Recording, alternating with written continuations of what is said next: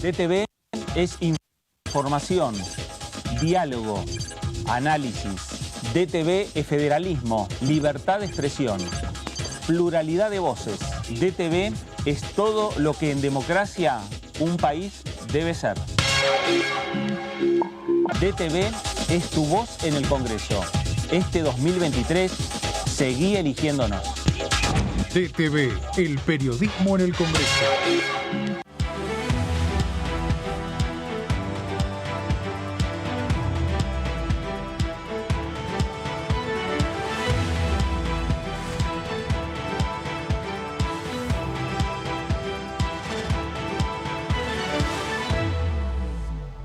¿Cómo le va? Esto es el análisis por aquí, por DTV, el análisis por Diputados Televisión, empezando una semana donde ya tenemos mañana una nueva presencia del jefe de gabinete de ministros, en este caso Agustín Rossi, aquí en la Cámara de Diputados de la Nación. El mes pasado estuvo en el Senado, el día de mañana lo va a hacer aquí en la Cámara de Diputados. Son numerosas las preguntas que le han enviado desde la Cámara de Diputados, principalmente aquellos bloques de la oposición, al jefe de gabinete sobre distintos temas que tienen que ver con la gestión de gobierno. Las respuestas de manera escrita están llegando al Congreso Nacional y por el otro lado también lo que va a estar realizándose mañana es un intercambio oral entre lo que va a ser las preguntas, nuevas preguntas por parte de los diputados nacionales y las respuestas por parte del jefe de gabinete Agustín Rossi. Y también una semana en la cual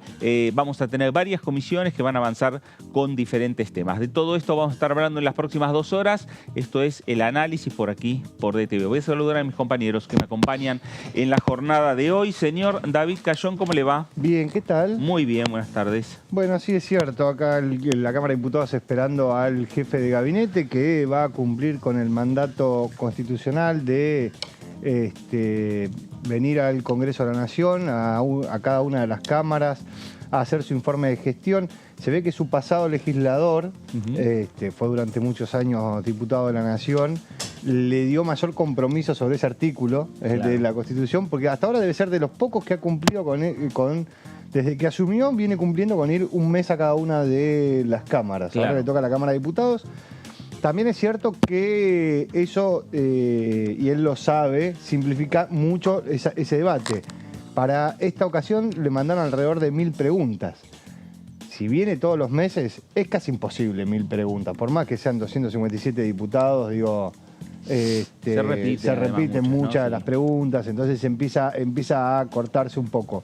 Pero ya le mandaron más o menos 1000 preguntas que en las próximas horas les van a llegar a los diputados de la Nación las respuestas por escrito y después, obviamente, aquellos que no están conformes vuelven a preguntar en el recinto. Bueno, ahí estamos con los temas que se van a dar esta semana. Señora Daniela Mossetí, ¿cómo le va? ¿Qué tal? Buenas tardes. Buenas tardes, muy bien. Seguimos con actividad en el Congreso. También vamos a contarles que se agregaron unas comisiones. El tema de créditos UBA también va a estar ahí en una oportunidad que venía medio postergado. Sí. Los créditos UBA que se estaban exigiendo respuestas, que estaba viendo a ver cómo se iba a solucionar. Se va a reunir presupuesto también para tratar este tema que queda pendiente. Siempre lo tratábamos, ¿se acuerdan? En combo con alquileres. De alquileres, por ahora, no hay ninguna novedad. Claro. Pero el tema de UBA, entre el tema electoral y el tema inflacionario, sigue estando en agenda los créditos UBA y además porque no se solucionó el conflicto de origen, ¿no? Claro. Exactamente. Bueno, a ver si se puede avanzar y retomar este tema. Bueno, me parece que está en la agenda del Congreso la situación de los créditos UBA y va a estar también en la agenda de la campaña electoral. Sí. La agenda de la campaña electoral a lo largo y a lo ancho de la República Argentina, los candidatos o precandidatos para las elecciones de las PASO van a tener que contestar alguna pregunta respecto a qué pasa con la ley de alquileres, qué pasa con la ley respecto a la situación de los tenedores de créditos UBA. Presentamos a un diputado nacional que nos visita aquí en Diputados Televisión.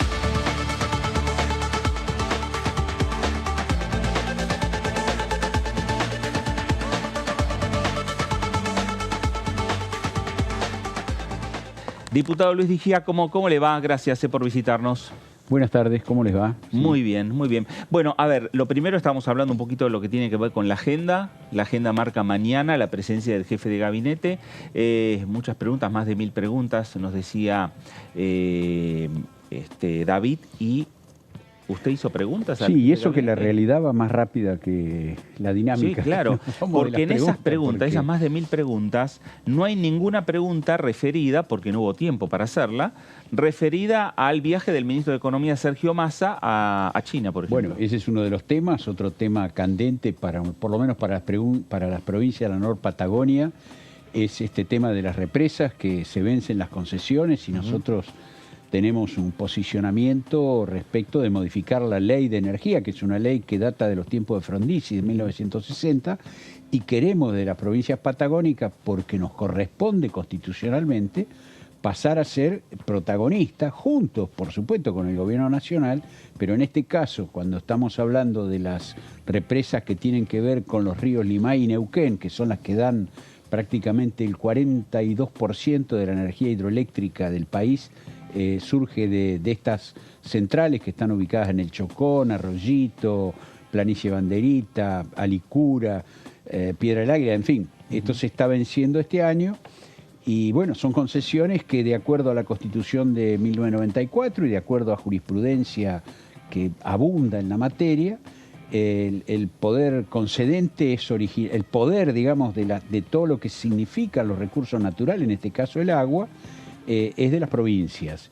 Y quienes en todo caso, como se hace con las concesiones petroleras después de la Constitución del 94, somos las provincias las que tenemos el poder concedente y no la nación, y mucho menos desde una secretaría pretender ya unilateralmente resolver este tema. Fíjense qué tema más que importante para lo que es el presente y futuro, porque además va a involucrar también a otras provincias en la medida que se vayan venciendo todas estas concesiones de más de 30 años. Ahora, casos, Luis, ¿no? el caso de estas concesiones, ¿ya se vino avanzando? ¿Conversaciones con la Nación, entre la provincia y la Nación? Se han venido dando conversaciones informales, pero bueno, es un tema... Creo que es un tema muy importante, muy fuerte, donde implica además un posicionamiento por parte de las provincias. En este caso, Río Negro y Neuquén tenemos un posicionamiento conjunto respecto de esto. Y hasta ahora, digamos, no se pasó de la informalidad a la formalidad. Hay propuestas también entre las secretarías de energía de Nación y las de provincia. Hubo algunas actitudes y desencuentros por parte de la Secretaría de Nación hacia las provincias, así que nuestra posición en este sentido es absolutamente dura. Esperemos no tener que llegar a las instancias judiciales, que sabemos que las vamos a ganar, pero en este país las instancias judiciales... El proyecto, buenas tardes. ¿El proyecto hay un proyecto presentado sobre eso? Nosotros creemos que en esto hay que actuar, por supuesto, desde el punto de vista de los ejecutivos, con sus reuniones formales, informales, las secretarías y demás. En el caso nuestro del bloque de Juntos Somos Río Negro, junto con Agustín Domingo, presentamos una modificación concreta a la ley 15.336, que es esta ley que data de los tiempos de Frondizi. En ese momento es interesante porque, primero, nuestras provincias eran muy jóvenes, recién nacían, vamos a decir así, hacía muy pocos años que eran como tales, previamente habían sido territorios. Y bueno, en ese momento, famosas discusiones que había. Si ustedes, bueno, quienes tenemos un poco más de edad, recordamos las cuestiones que pasaban por lo que está siempre, que es nación-provincia, sí, pero claro. También estaba el famoso tema de si se hacían con inversiones estatales o con inversiones privadas, porque obviamente las inversiones privadas eran inversiones extranjeras. Recuerden que además se dice que mucho de la caída hasta de Frondizi tuvo que ver con su posicionamiento respecto al petróleo y todo lo demás, ¿no es cierto? Así que, bueno, se discutió todo eso y salió una ley, esta ley de energía, así se llama, que decía que, fíjese qué cosa, ¿no? El agua reconocía que era un recurso de las provincias, pero la energía producida por el agua la consideraba otra cosa jurídica, así lo dice textualmente, ¿no? Es decir, la energía es otra cosa, por lo tanto la energía, como va a un sistema interconectado, es federal, es nacional y corresponde a la nación dar las concesiones. ¿Qué decimos? No nosotros nada más, sino que lo dice además la jurisprudencia por parte inclusive de tribunales federales y lo que reafirma después la Constitución de 1994, que en realidad el agua es inescindible de la producción de energía, porque para ello se necesita el agua. Claro. Vamos a empezar por ahí. Esto sería como si usted tiene un árbol, lo siembra, lo hace crecer y a los 5 años cuando le da la fruta dice, no, un momentito, el árbol es suyo, pero la fruta es otra cosa y me la llevo yo. Es más o menos, digamos, por tomar una especie de comparación valletana de allí de Río Negro, ¿no? Bueno, ¿Nosotros qué decimos? Que hay una cuestión que es la producción de la energía, del recurso natural, que corresponde a las provincias. El sistema nacional integrado implica una cuestión de orden federal, pero eso es la comercialización. Entonces, la comercialización sí está habilitada a la nación en función de las distintas jurisdicciones. En el caso de la producción, es decir, el uso de la represa y la producción de la energía, corresponde, según la Constitución y según los antecedentes jurídicos, a, lo dice concretamente, convenios interestaduales. Es decir, en este caso, los propietarios, llamémosle que son Río Negro y Neuquén, de los ríos Limay y Neuquén, tienen que efectuar convenios entre sí y, por supuesto, acordar también con la nación, pero en un principio lo queremos hacer mínimamente desde una igualdad de condición y no como convidados de piedra o como simbólicamente un 10, un 15% de propiedad, porque nos parece absolutamente inaceptable, ¿no? A ver si entiendo, diputado, ¿cómo le va? Buenas tardes. ¿Qué tal? Buenas tardes. Lo que ustedes dicen es, nosotros producimos la energía y se la vendemos al sistema interconectado y que el sistema interconectado se la venda a las distribuidoras. A ver, hay una discusión... Nosotros digo la provincia, ¿no? No. Nosotros somos los dueños del recurso. Sí. ¿Nosotros qué decimos? Que después en la discusión se define si eso hay que dejarlo en el sector privado, lo tiene que hacer el sector público a través de una empresa nacional, se podrá armar una nueva empresa, como podría ser una empresa tripartita entre las provincias y la nación. Todo es posible, esto hay que debatirlo y discutirlo.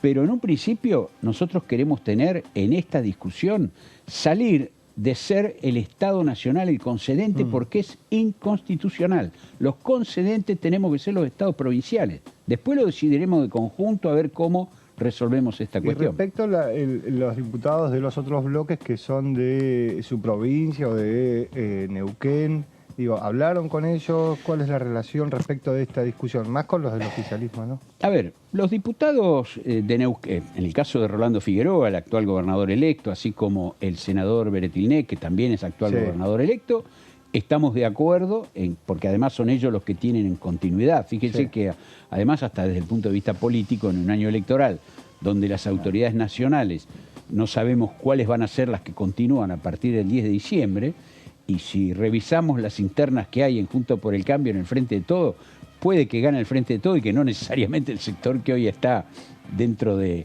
la Secretaría de Energía sea el mismo. Por lo tanto, un funcionario que tiene una fecha de vencimiento el 10 de diciembre no puede determinar unilateralmente las cosas.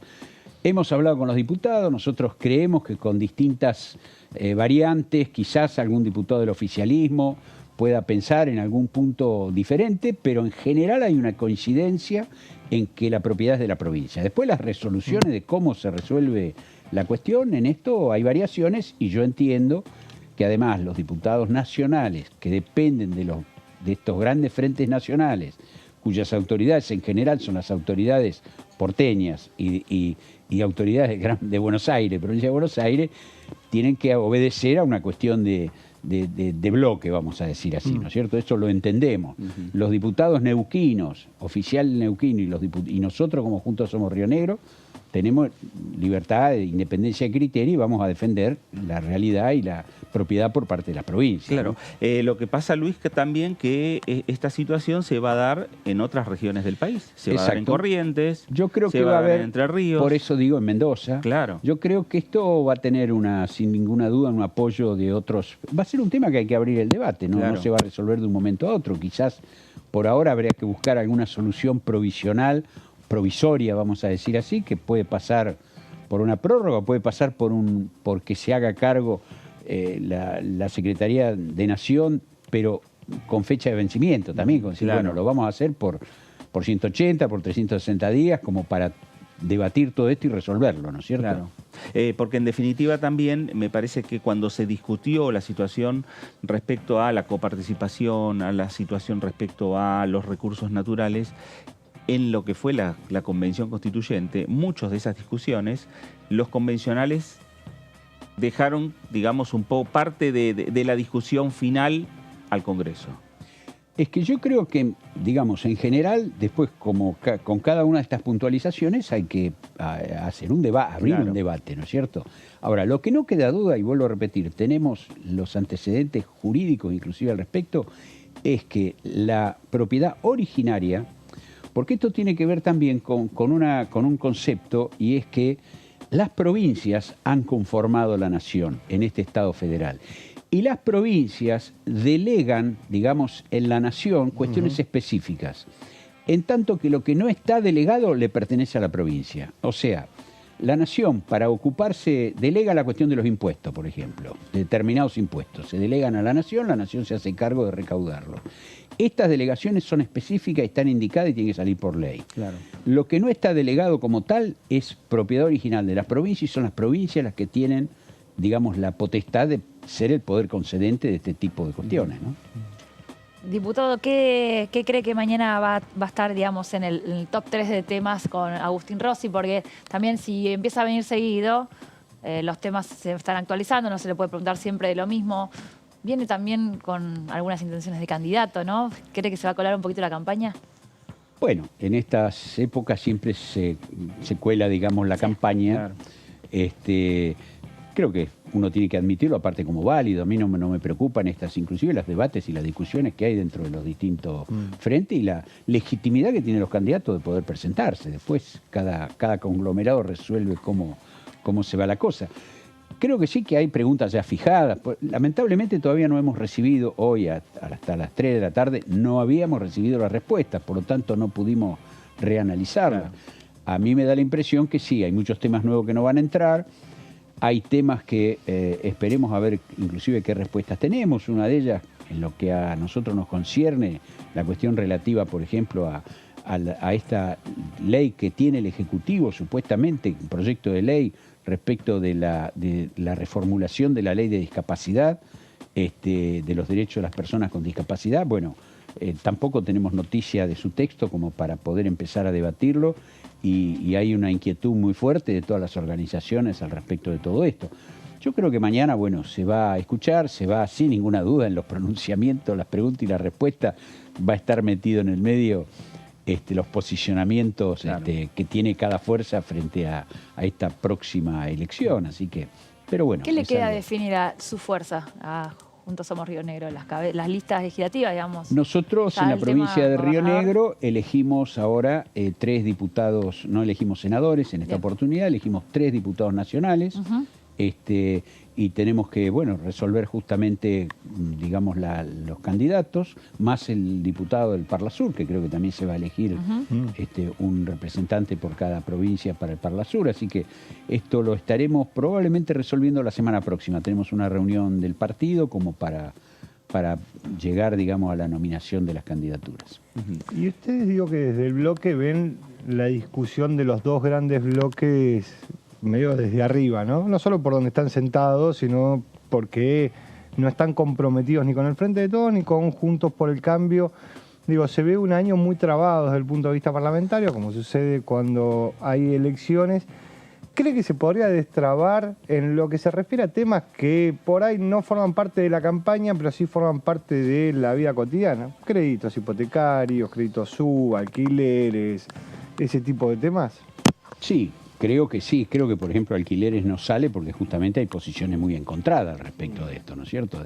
Posiciones quizás muy extremas. Nosotros habíamos inclusive acompañado un proyecto que pretendía ser de bastante consenso. Después algunos sectores de Juntos por el Cambio decidieron que no aceptaban, digamos, esta posibilidad de modificación, entonces no se trató en su momento. Me da la impresión que en esto va a ser difícil que se trate, ¿no es cierto?, a pesar de ser un tema candente, un tema problemático. El tema de los créditos UVA es otra cuestión que también da vueltas, con una cuestión paradojal. Hay un nivel de cumplimiento alto del pago de los créditos, pero es cierto que, digamos, también hay en esta comparación... No, pero lo que pasa es que la contracara de eso es que todo el que tiene un crédito UVA cobra su sueldo en el mismo banco, con lo cual el banco lo único que hace es tomar de la cuenta sueldo. Entonces nadie se atrasa. El problema es que después no puede pagar las cuentas, no puede... No, por eso digo, habrá que contemplar, yo creo que esto hay que contemplarlo en líneas generales, cada situación inclusive en particular, me parece a mí, en función de los ingresos, y creo que hay que buscar se le puede buscar una salida, digamos, consensuada, donde alguna vez tendrá que quizás ganar menos, no digo perder porque nunca pierden, tendrán que ganar un poco menos los bancos, en este caso cuando encima son los bancos estatales la mayoría de los que tienen De los estos sí, créditos, ¿no? Claro. En principio ya han emitido algún comunicado quejándose o marcando algún rechazo a alguna propuesta que empieza a circular con posibilidades de consenso entre los diferentes sectores, entre los diferentes proyectos que hay y que van a tratarse esta semana acá en el Congreso. Claro, lo que pasa es que acá hay que partir de que del pecado original de los créditos UBA, ¿no? El pecado original de los créditos UBA fue hacerle creer desde el Estado a la gente que a partir de podía obtener este crédito porque a partir de ahí la inflación no iba a ser superior al 10%, entonces uno hacía un cálculo razonable y parecía que podríamos al fin ingresar en eso que es tan común en el resto del mundo, que es comprar una casa a 20, 30 años sin hipotecarse en el sentido de quedarse. Fíjense que para nosotros el tema hipotecarse es casi una mala palabra, produce mucho miedo, mucha inseguridad, porque ha terminado siendo un tema por el cual mucha gente pierde lo que tiene, cuando en realidad el hipotecarse debería servir como un instrumento para poder tener cada vez más cosas, ¿no es cierto? Y en otros lugares del mundo esto funciona de esa manera, ¿no? Exactamente. Luis, a ver, esta experiencia que está mostrando Río Negro y que se está viendo en otras provincias, pero digo Río Negro porque fue una de las primeras provincias que tuvo las elecciones provinciales, que parece ya hace tiempo que tuvieron esa elección y falta mucho todavía para que asuma las autoridades electas, el gobernador electo Beretilnec. ¿Cómo se transita esta transición, en definitiva, entre el gobierno que termina, pero termina recién en diciembre, y un gobierno que tiene que empezar, pero que va a empezar recién en diciembre? Bueno, yo en este caso tomaría el ejemplo de Neuquén como algo positivo. Neuquén lo tiene ya, protocolizado. Ajá. Yo creo que nosotros no lo tenemos, entonces se transita con sus tensiones y dificultades, porque no es fácil, esto de alguien que tiene, la obligación, la responsabilidad y el poder para determinadas cosas hasta determinado momento, y alguien que en todo caso va a entrar y que tiene que pensar en una cuestión que puede ser continuidad en función, en el caso nuestro, del mismo partido el que va a continuar, pero los estilos, las personas son diferentes y además los proyectos son por ahí distintos, ¿no? Son cosas nuevas, que es lo que le está proponiendo a la población.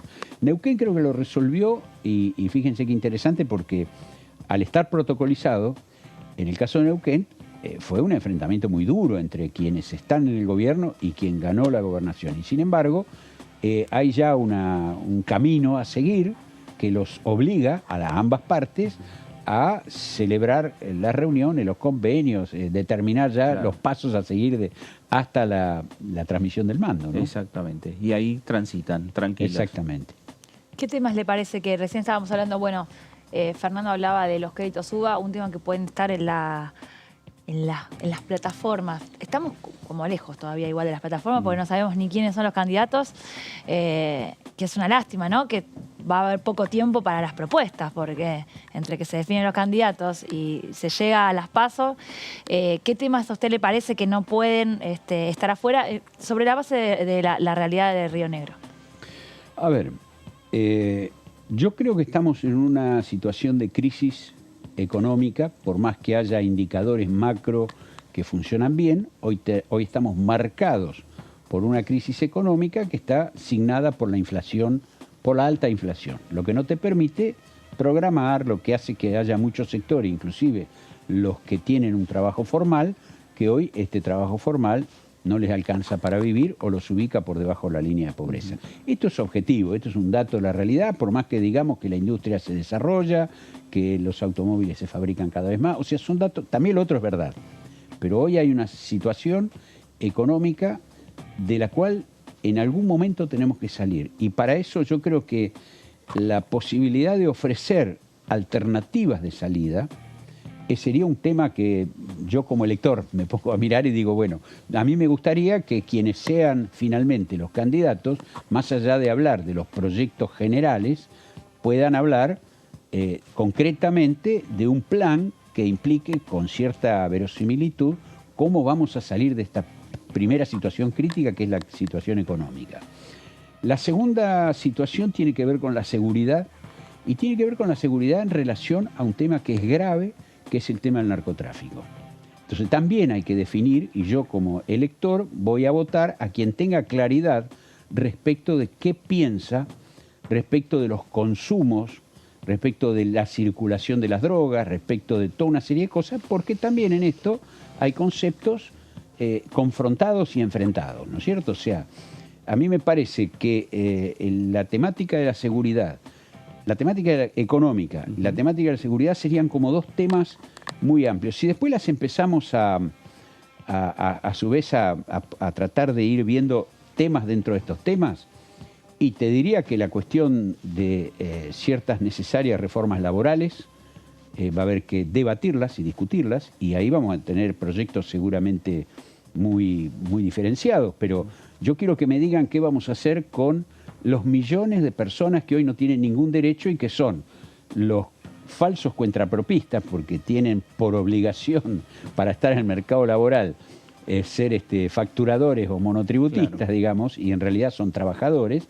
¿Qué vamos a hacer con todos los informales? ¿Qué vamos a hacer con toda esa enorme cantidad de personas que sin ninguna duda no los puede absorber el sector privado en las condiciones actuales que estamos? Entonces va a haber que ver una situación en la cual, respetando los derechos de los que hoy tienen cierta estabilidad, empecemos a trabajar con esos millones, porque no son millones, son millones de personas que las tenemos que ir incluyendo dentro de la formalidad, evidentemente en otras condiciones. No pueden ser en las mismas condiciones que han sido las históricas, porque de esta manera esto es inviable, ¿no es cierto? Entonces, ahí tenemos un tema en lo cual hay que discutirlo, ¿no es cierto? Y que creo que es muy importante que lo tengamos en cuenta.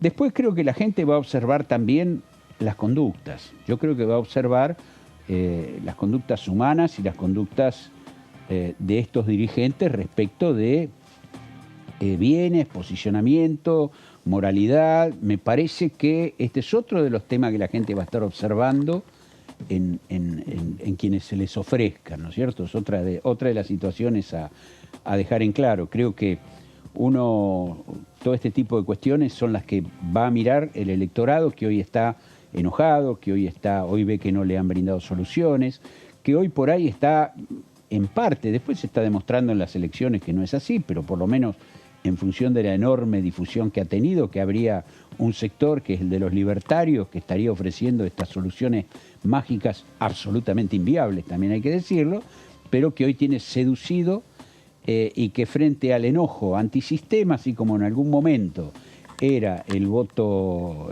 nulo, el voto roto, el voto con cualquier cosa dentro de la cosa, hoy también va a ser con cualquier cosa en algunos casos, pero va a ser referido a un determinado sector que lamentablemente, como digo, no ofrece nada que sea verdaderamente viable y factible, ¿no? Yo creo que por ahí pasa. Lo que usted planteaba y lo que le preguntaba a Daniela, ¿no cree que ese sector que más allá de cómo podemos calificar las ideas que tiene, genera mayor atractivo porque dice algo?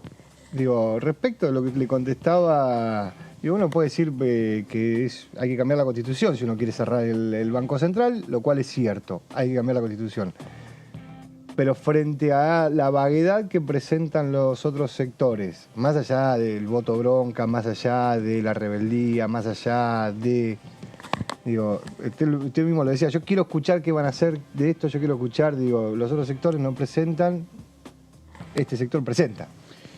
Digo, y eso es una crítica a la política, no es una crítica a Milei y a todos esos sectores. No, a ver, sin duda, hoy no tenemos, digamos, programas detallados que tengan que ver, y yo creo que tampoco hay tiempo para presentación de programas detallados. Yo creo que hay 4 o 5 cuestiones centrales, yo marcaba 2, cuando marco economía y seguridad, digo, después dentro de eso podemos hablar de estas cosas. Ahora después es esta mirada a los ojos que uno hace del candidato o del que se va a ofrecer, a ver si lo que me está diciendo es verdad o es verso, ¿no es cierto? Quiero decir que en todo caso el sector libertario tiene primero, digamos, ha tenido esta posibilidad de difusión enorme que no tienen otros sectores o que no tenemos otros sectores, ¿no? Yo siempre quiero rescatar que en general los diputados del interior que no pertenecemos a los grandes conglomerados nacionales tenemos muy poca posibilidad de de aparecer, digamos, capaz que no somos noticia en ese sentido, por los lugares o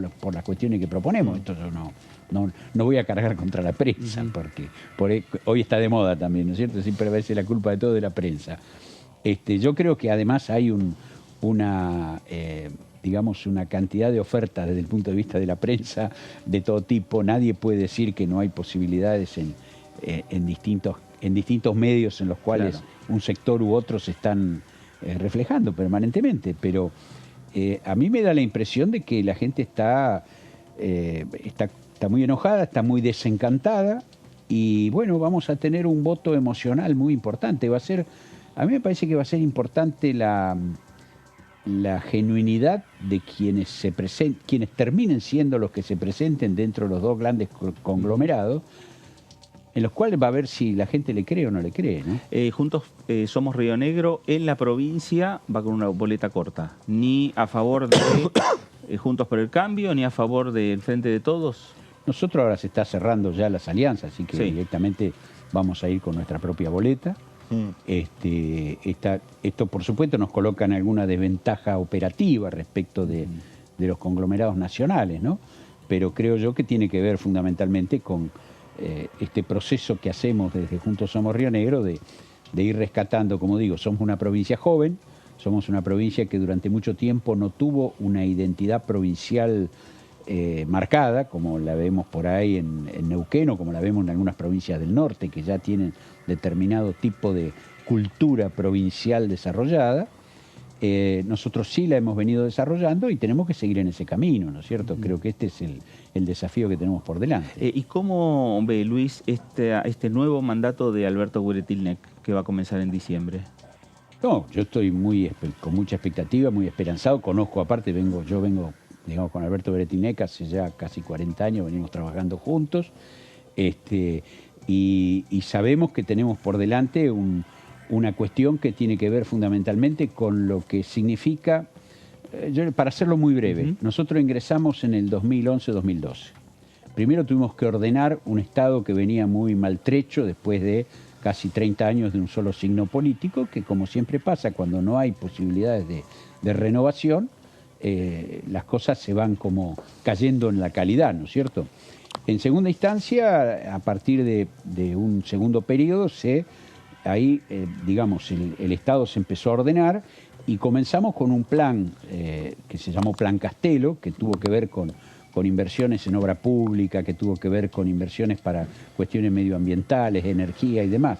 Ahora viene una tercera etapa, que es ver cómo hacemos para que desde el Estado, funcionando eficientemente y con criterios de modernización, podemos dar el ímpetu que necesita el sector privado en Río Negro, que es muy rico y que aparte es muy variado. Tenemos la suerte de no ser una monoproducción de algo. Nosotros tenemos en algunas regiones, tenemos una multiplicidad de regiones, tenemos el turismo nacional e internacional muy fuerte y que es el que otorga la mayor cantidad de divisas. Hemos pasado de lo que era la clásica fruticultura a lo que hoy tiene que ver con las frutas finas también, con las cerezas, con además ya la siembra de, digamos, pasturas y demás bajo riego, con lo cual tenemos un desarrollo ganadero y exportación en ganadería. Tenemos el tema de la pesca, tenemos pendiente todo el turismo del litoral marítimo también, que es otro de los temas a desarrollar en forma verdaderamente importante y con una potencialidad enorme.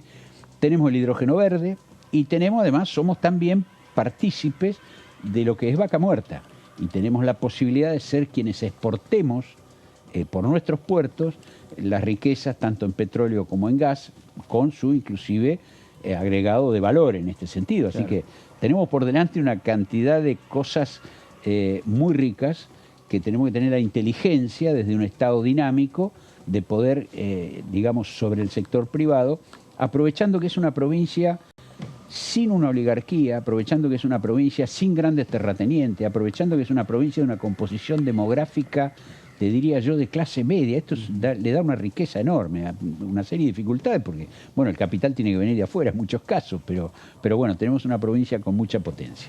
Respecto del armado de las listas, lo que preguntaban, la boleta corta, usted termina su mandato ahora el 9 de diciembre. ¿Busca renovar? ¿Va a buscar renovar? A ver, yo estoy cómodo, es algo que creo, yo vengo de tener una experiencia de 7 años en el Ejecutivo como ministro de Gobierno, ahora también legislativo. Esta es una tarea que me gusta. Si, digamos, me preguntás a mí, yo diría, tengo la posibilidad y tengo digamos, el deseo de continuidad.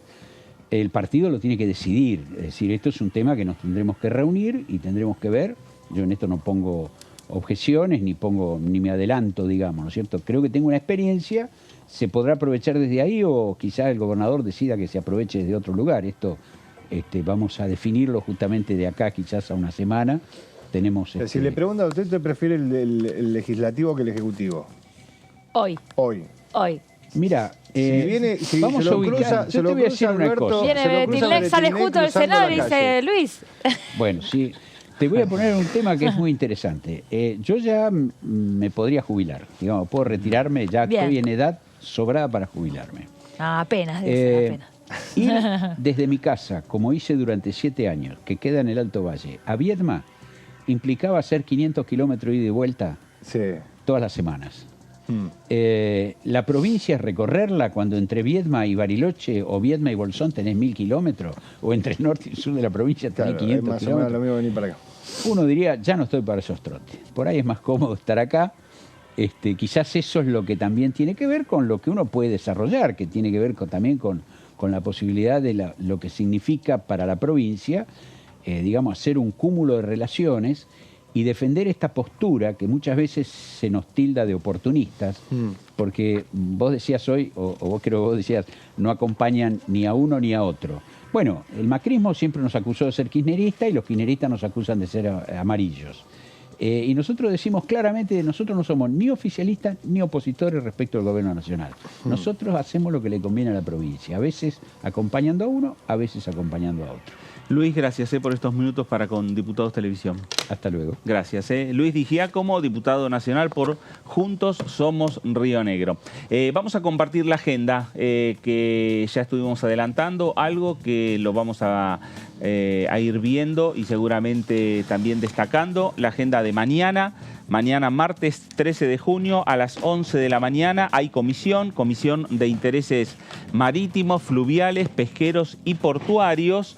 El tema para analizar es la trazabilidad de la pesca. No es un tema nuevo, es un tema que ya viene discutiéndose desde hace tiempo en el Congreso Nacional, en esta comisión de intereses marítimos que mañana retoma a partir de las 11 de la mañana. Va a ser por 1 hora nada más, porque mañana a las 12 está la reunión plenaria de la Cámara de Diputados para recibir al jefe de gabinete de ministros. Así que una vez que sean las 12 del mediodía, ahí se levanta cualquier tipo de comisión porque ya tiene que entrar, digamos, a actuar lo que es el recinto de la Cámara de Diputados. A las 12 del mediodía se lo espera, ahí estamos viéndolo en imágenes, como fue hace 2 meses. 2 meses, sí, ¿no? finales de marzo me parece. La presencia de Agustín Rossi, había asumido hacía pocas semanas como jefe de gabinete y es un lugar que le gusta el Congreso, mucho más la Cámara de Diputados.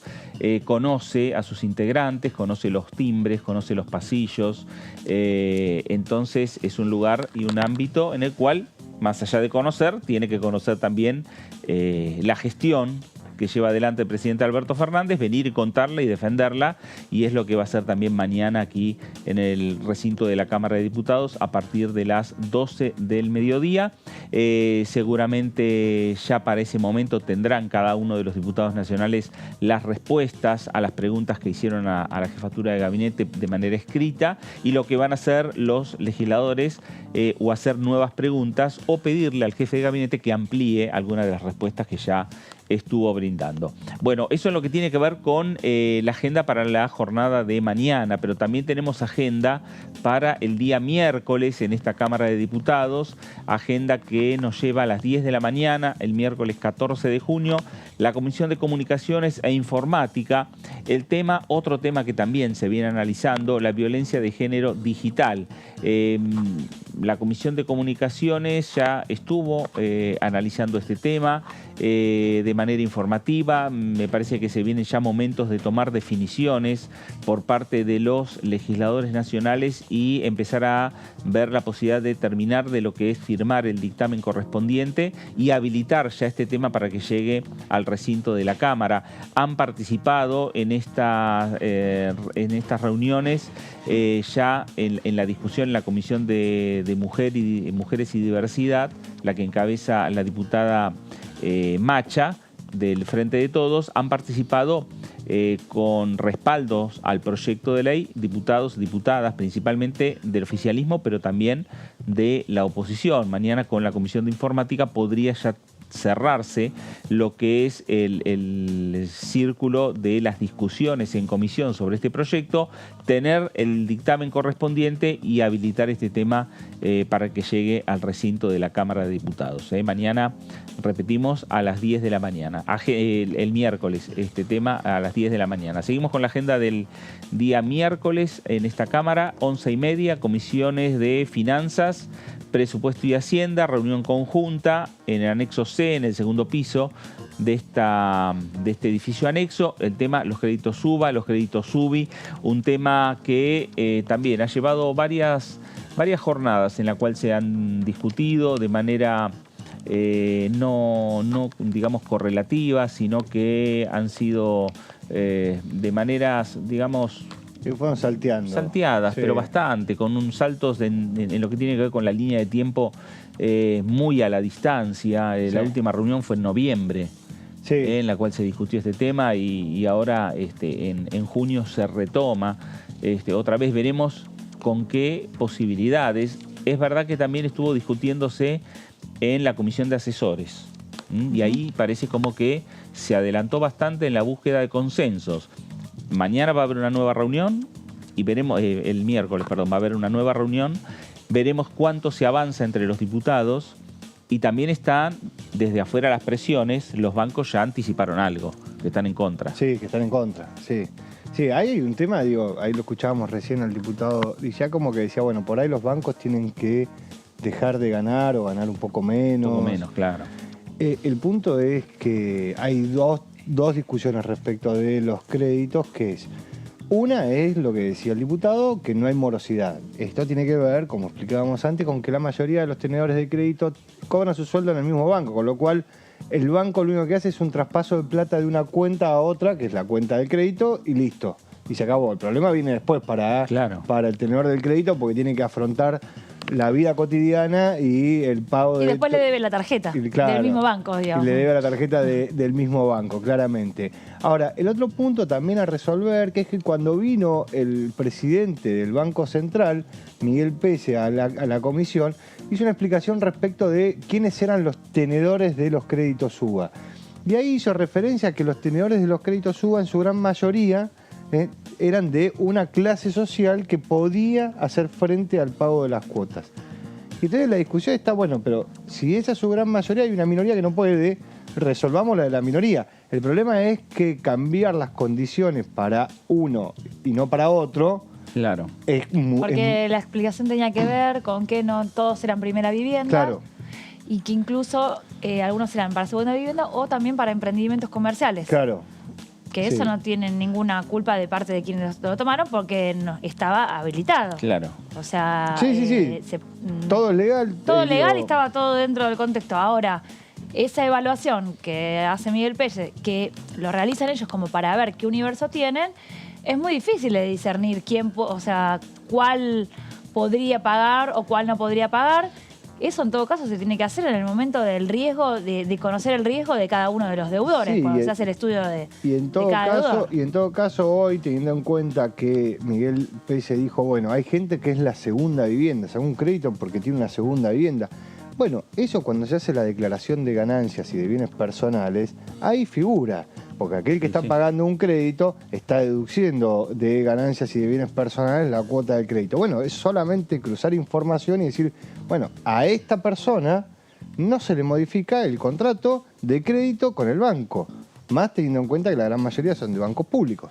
Ahora, aquella persona que se compró su casa, que es vivienda familiar, que no paga bienes personales porque está evaluada por debajo del pago de bienes personales, que es su única vivienda, bueno, está claro que afronta un desafío diferente respecto de, del cobro de la cuota. Y lo otro, como decía bueno, el Estado les dijo que iban a tener una inflación del 10%. El gobierno le dijo que iban a tener una inflación del 10% y los convenció de que esa era la herramienta adecuada en un país donde acceder a la vivienda a la vivienda propia es una de las cosas más difíciles que tienen los argentinos en general.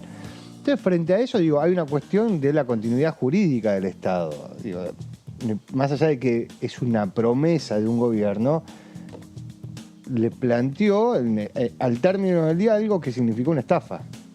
Les dijo que iba a suceder de una manera que no sucedió y les dijo, tomen este crédito, porque no les dijo, yo les prometo que va a bajar el desempleo. Le dijo, tomen este crédito que la inflación va a ser de tanto. Y no solo que no fue de ese 10%, sino que fue de 5 veces más en ese caso. Ahora estamos en 10 veces más. Claro. Pero digo, en ese caso fue de 5 veces más. Entonces no es que los obligó, porque nadie obligó a nada, pero los incentivó a la población a que tome una decisión que sabían que era errada. Claro. Porque las metas de inflación se cambiaron al día siguiente. Por eso el Congreso es el que tiene que dar una solución. Claro. Obviamente en concordancia con el gobierno nacional, ¿no? En definitiva, la política tiene que resolver este tema. Totalmente. Y Sí, igual acá- son miradas, porque ahora están cerca de una cuota que es similar a un alquiler también. Sí, claramente, pero eso Son propietarios, entonces, sí, según. Pero No eso es el planteo de la casa como negocio. Porque frente a eso uno podría decir, bueno, si venden la casa, cancelan el crédito y alquilan y pagan lo mismo que cuando tienen el crédito. No es como negocio, Pero- es que vos para vivir ahí tenés que pagar eso. O sea, sería igual si no fueras el dueño de la casa. Pero entonces nos discutamos la ley de alquileres. Porque el problema, la consecuencia de que hoy un alquiler salga lo mismo que una cuota de un crédito es consecuencia de la ley de alquileres. Entonces no discutamos la ley de alquileres. Digo, si el planteo y el razonamiento que lo tienen algunos diputados cuando lo llevan a las comisiones es un beneficio porque hoy pagarían lo mismo de un alquiler, no discutamos si está bien o está mal la ley de alquileres, porque entonces que la gente vaya y tome un crédito UBA. Claro. Bueno, a ver, lo que pasa es que hoy los precios de los alquileres son ilógicos, irracionales, y las cuotas de los créditos UBA son irracionales también. O sea, el problema es aquel desfasaje que hubo de aquello que se habló de un 10% de inflación a terminar. Pero aparte los créditos no es solo la cuota. La cuota. No es solamente la cuota, es que vos tomaste un crédito, vamos a poner un crédito de 1 millón de pesos a 10 años y llevas la mitad del periodo y debés 5 millones de pesos. Claro. Y pagaste No es otros fijo el 50. capital, no es fijo el capital. 50 millones de pesos. Entonces, Claro. no es que, bueno, a los 10 años vos terminás de pagar y la cuota... No terminás de pagar a los 10 años No. porque en realidad pagaste 5 departamentos, no pagaste uno solo. Entonces, ahí está la discusión. Como se mueve el capital de interés, se mueven las dos cosas, hoy no podés lo que podés decir, bueno, puedo afrontar la cuota. El punto es que no termino nunca más de pagar y pago 5 veces más de lo que pagué cuando Y compré encima esto. estuvo el tema del congelamiento de las cuotas durante la pandemia, que no se perdonó. Porque No. cuando terminó la pandemia, otra vez estaban esperando Sí. con la cuenta Claro. para que pagues, con la consecuente baja de ingresos para una buena cantidad de familias durante la pandemia. O sea, no es que la juntaste en una cajita la plata para poder pagar al término. No. La plata no la tenías y no la seguís teniendo después. Entonces hubo ahí una cantidad de ajustes y de dificultades que hacen que ahora, nada, no sé si ya, No, a ¿cuánto ver. tiempo pasó de la gente? Los créditos UBA de 10 años ya pasaron como 2 que estamos discutiendo esto. Así Sí. que Y sí.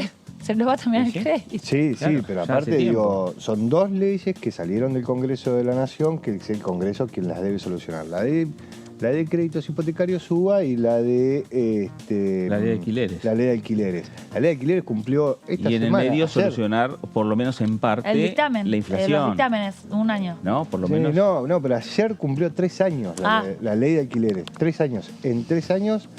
La aprobación de la Lipovetsky. De la ley Claro. Lipovetsky pasaron 3 años ayer. Claro. Bueno, en 3 años no solucionó, se empeoró, digo, por muchísimas razones. Yo no creo que sea solo la ley. Creo que hay muchas razones. Ahora, es el Congreso que tiene que encontrar una solución y son los diputados que tienen que claro. encontrar una solución. Lo decía recién como se pusieron de acuerdo, pero después un sector no quiso seguir avanzando en el debate y en la discusión. Bueno, veremos, me parece que el tema de la ley de alquileres está un tema pendiente para el próximo Congreso, la renovación a partir del 10 de diciembre. La situación de los tenedores de crédito SUBA es un tema que se discute esta semana, ahí lo veíamos en las placas, miércoles a partir de las 11:30, este plenario de las comisiones de Presupuesto y Hacienda con la Comisión de Finanzas. Vamos al día jueves, porque también hay comisión, es la Comisión de Juicio Político, el juicio político a los 4 ministros de la Corte Suprema de Justicia de la Nación. No hay citaciones para el jueves a las 11. Se reúne la comisión, va a resolver la invitación, así lo denominan, invitación al ministro de la Corte, Juan Carlos Maqueda, eso a partir de lo que fue, a partir de las 6 reuniones que tuvo la comisión respecto al análisis de la situación de la obra social del Poder Judicial. A partir de todo eso, como conclusión para el oficialismo, es invitar al ministro de la Corte Maqueda, el responsable en lo que tiene que ver con el manejo, o era el responsable del manejo de la obra social del Poder Judicial, y por lo tanto brindar algún tipo de información, explicación al Congreso Nacional. ¿Puede Maqueda rechazar la invitación? Sí, puede rechazarla. ¿Puede Maqueda venir al Congreso aceptando la invitación? También lo puede hacer. ¿Puede Maqueda también responder algún cuestionario o dar una opinión de manera escrita? También lo puede hacer.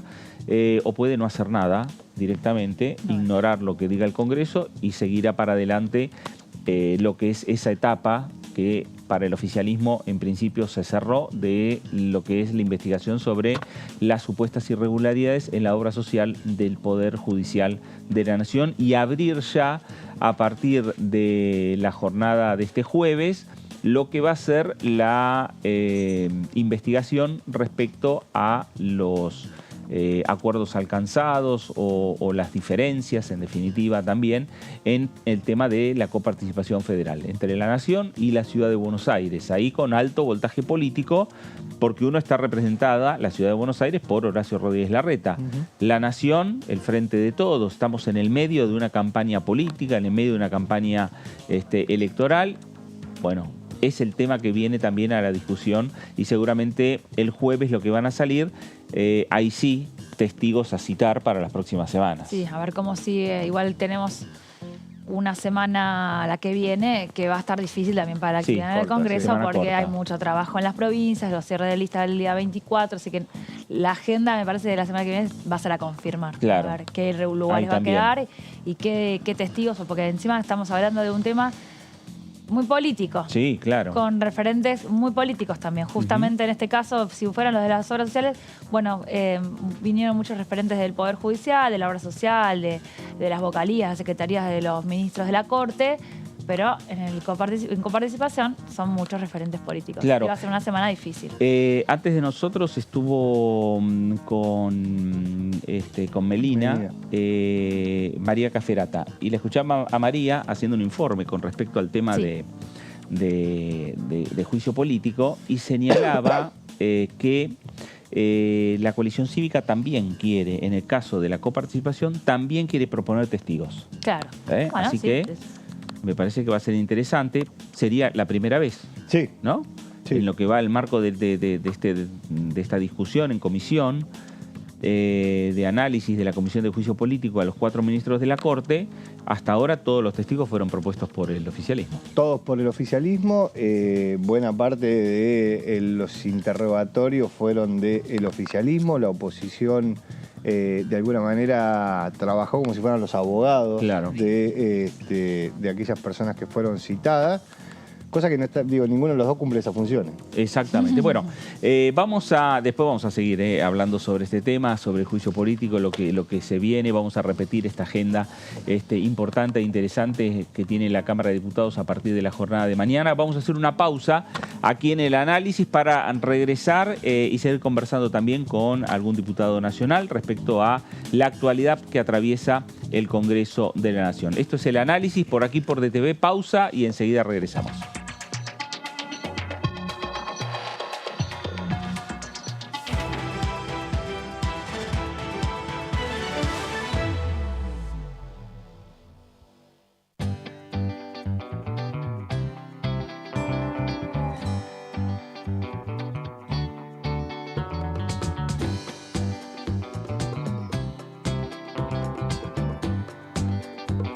Para hacer visible y formalizar el trabajo en casas particulares, creamos el programa Registradas, generando empleo digno y de calidad. Inscribiendo a una trabajadora de casas particulares, formalizás un puesto de trabajo y asegurás que acceda a todos sus derechos. A través del programa Registradas, durante los primeros 6 meses, el Estado cubre el 50% del sueldo de las nuevas trabajadoras. Una herramienta para visibilizar, formalizar y reconocer el trabajo del personal de casas particulares. Argentina Presidencia. Hola, ¿qué tal? ¿Cómo andan? Bienvenidos, bienvenida. Para mí el desafío de los próximos años en Argentina es que en Argentina, además de litio, sea baterías de litio. Además de soja, sea aceite de soja. Industrializar el proceso de commodities, de producción primaria que tiene nuestro país. Si lo logramos hacer, al crecimiento económico que viene en los próximos años, y que es indudable que viene, le vamos a dar chance a que entren los 46 millones de argentinos adentro. Se ha ajustado mucho la sintonía fina del previaje, apuntando a destinos fuera de temporada y destinos no tradicionales, porque todos sabemos lo que implica destinar recursos del presupuesto nacional a un programa que, si bien beneficia a los destinos turísticos, también tiene un costo para el fisco y para los contribuyentes, y creo que ha avanzado bien en ese sentido. DTV, tercera edición, de lunes a viernes.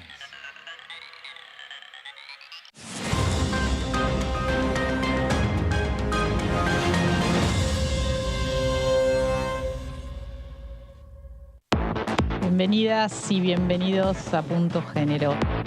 Pensaba cuando planteaba a mis asesores, a mi equipo de trabajo, de desarrollar este proyecto para presentarlo, era que se tome conciencia de la gravedad y hasta dónde hemos llegado por la naturalización de la violencia, ¿no? Porque cuando se llega a esta instancia es porque ya se pasaron otras, muchas. Cuando se llega a la instancia, a la máxima expresión de la violencia política, que es querer matar en este caso a la vicepresidenta de la Nación, 2 veces presidenta, mandato cumplido. No, me parece que lo que no podemos dejar es que esto se convierta en algo que ya pasó, porque no pasó. El primer lugar donde se te discrimina es en la casa. Después seguís en el colegio, seguís en la iglesia, seguís en la salud y lo último es el trabajo. No había trabajo. Todo te empujaba nada más que a la prostitución. Punto Género, lunes, 23 horas. Cuando hagas una compra, paga como quieras, pero paga lo que es justo, porque ahora contás con Precios Justos, el compromiso que tomamos con supermercados y distribuidores de todo el país, para que más de 2.000 productos mantengan su precio por 4 meses y la previsibilidad de que otros 30.000 no superen el 4% de aumento mensual. Además, podés avisar de faltantes o irregularidades para que nadie tenga que pagar de más. Bajate la app, escaneá y conocé los precios justos. Primero la gente. Ministerio de Economía. Argentina Presidencia.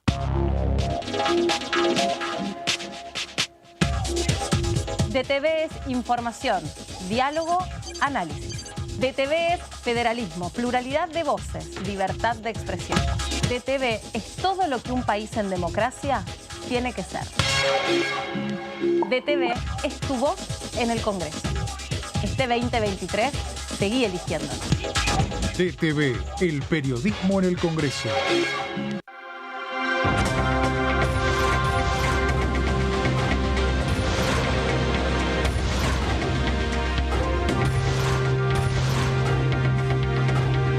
Ellos son tu voz en la tercera edición.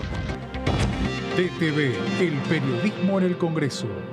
Ampliamos las asignaciones familiares. A partir de marzo, igualamos el tope de ingresos para percibir las asignaciones con el piso del impuesto a las ganancias. De este modo, incluimos a 900.000 niños, niñas y adolescentes al sistema de asignaciones, poniendo en valor el trabajo de más de 600.000 familias trabajadoras. Primero la gente. ANSES, Ministerio de Economía, Argentina Presidencia.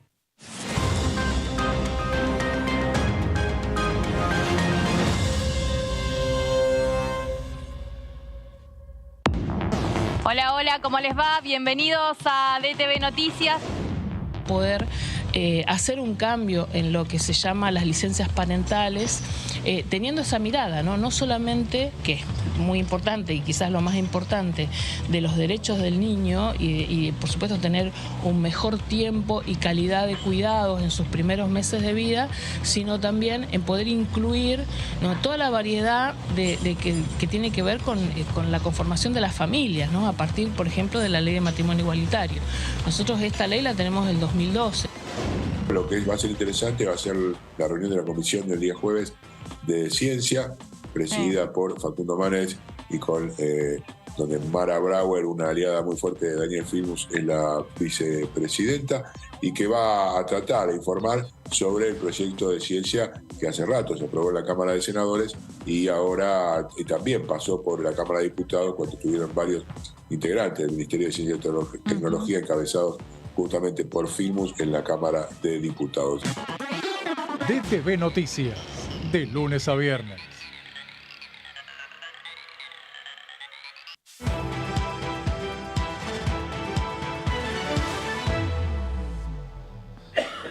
Bueno, acá regresamos a el análisis por aquí por DTV, el análisis por Diputados Televisión. En una jornada, repetimos, después vamos a ver nuevamente la agenda que tiene que ver con esta semana en el Congreso, pero lo más importante, o uno de los temas más destacados, la presencia mañana del jefe de Gabinete de Ministros a las 12 del mediodía, Agustín Rossi, ante el recinto de la Cámara de Diputados, respondiendo preguntas de los bloques del oficialismo, de la oposición, y va a ser, en definitiva, a partir de mañana, la tercera vez que el jefe de gabinete viene aquí al Congreso de la Nación. Desde que asumió, le correspondieron 3 veces, mañana va a cumplir la tercera vez en el Congreso, va a ser la segunda en la Cámara de Diputados y el mes pasado lo hizo en el Senado Nacional.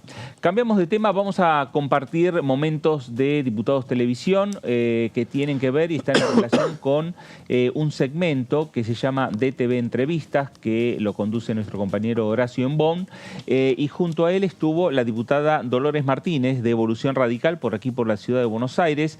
Parte de esa entrevista fue lo siguiente. El presupuesto es una herramienta.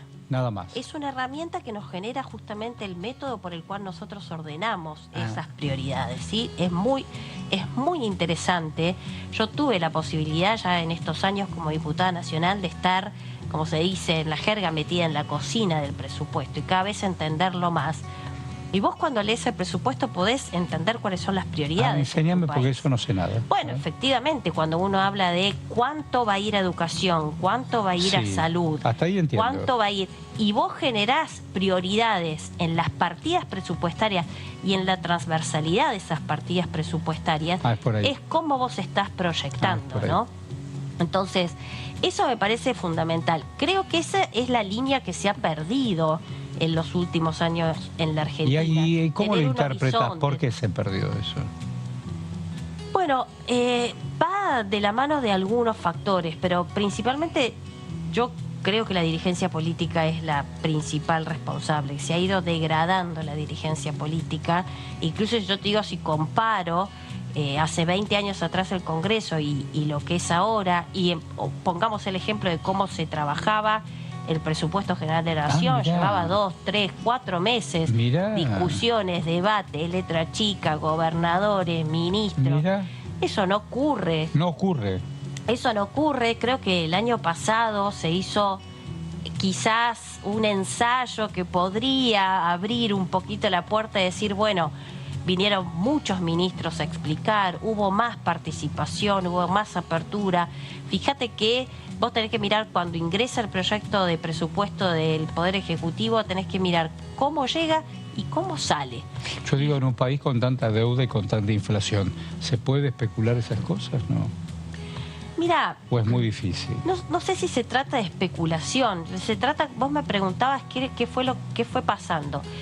Fueron pasando varias cosas, puede ser la parte de la degradación de la dirigencia política, puede ser que todos llevan agua para su molino sin mirar. Sí, la Argentina perdió la dirigencia política, pienso yo que perdió la perspectiva de futuro. Vos fíjate que en la Argentina es tremendo. En la Argentina no se puede debatir sobre el futuro. Yo creo que eso es lo más grave que nos está pasando. Yo entiendo las necesidades del hoy, que son tremendas. Cuando uno mira, nos pasa a todos, a nosotros, a nuestros amigos, a nuestra familia, todo el mundo que la está pasando muy mal.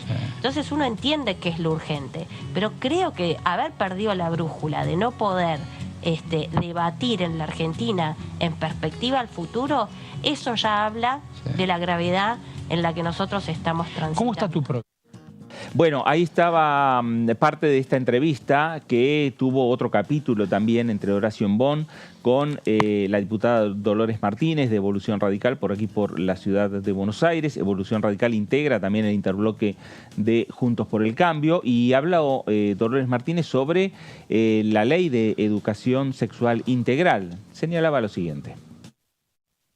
Uno de los primeros proyectos que trabajé siendo diputada, trabajé con las chicas militantes del radicalismo en la ciudad de Buenos Aires. A mí me gustó mucho ese proyecto y justamente estos días decía de volver a presentarlo, que tiene que ver con algo que a veces es muy difícil de explicar, queda mal visto muchas veces en la política, sobre todo en los espacios más de centro derecha, que tiene que ver con la educación sexual integral.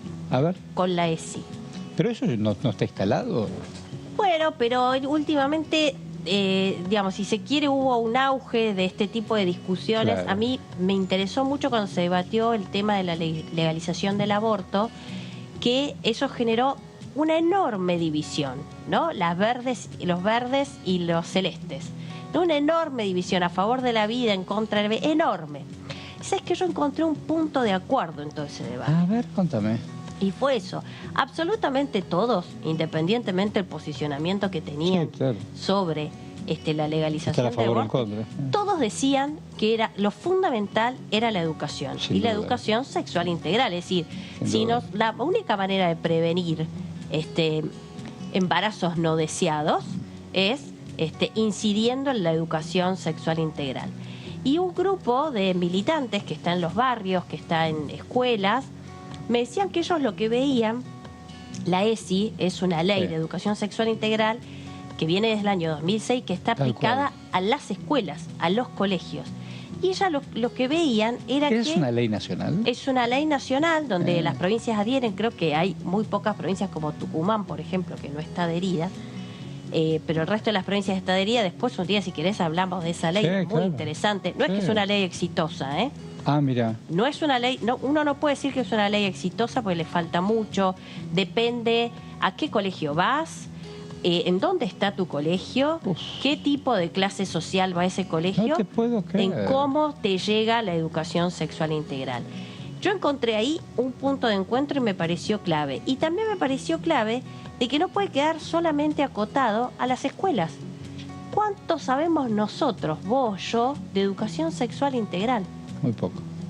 Muy poco. Más allá de lo que la vida más o menos te va informando. Con una hija en ese momento de 15 años, que dije, ¿y si mi hija me pregunta de temas de protección a la hora de tener relaciones? Si quiere tener relaciones con otra mujer, no sabía nada. Entonces ahí pensamos, y efectivamente lo estudiamos, de que es toda la población la que debería concientizarse respecto a la educación sexual integral. Así que hicimos un proyecto muy sencillo, pero que finalmente, ya te digo, no tuvo... ¿Y caminó o no? No tuvo, tuvimos ahí algunas comisiones, pero como te vuelvo a decir, fue un tema que después de lo que fue la legalización del aborto, todos los temas referidos a ESI o a las políticas de género empezaron un poquito a declinar. Yo a mi provincia, yo la veo como una provincia que tiene un enorme potencial y todavía no hoy con todos estos valores y con estos recursos naturales. Sigue sin encontrar ese horizonte en la provincia de Catamarca. A pesar de que tiene tantos recursos. Sí, y uno ve otras provincias, y si yo la comparo, miro la provincia de Jujuy, cómo está explotando el tema del cannabis, cómo está trabajando para la inversión en el litio. Si mirás la provincia, el otro día estuve en la provincia también de San Luis, cómo explotan, por ejemplo, el turismo. Claro. Que pienso que Catamarca tiene una joya verdadera ahí para explotar. Yo creo que es una provincia con un enorme potencial, pero que todavía falta. Y Los días me decía una legisladora que faltaban puentes, que faltaban caminos. Digo, ¿cómo puede ser? Todavía falta porque yo creo que Catamarca tiene uno de los principales problemas que tiene que ver con la generación de trabajo genuino, ¿sí?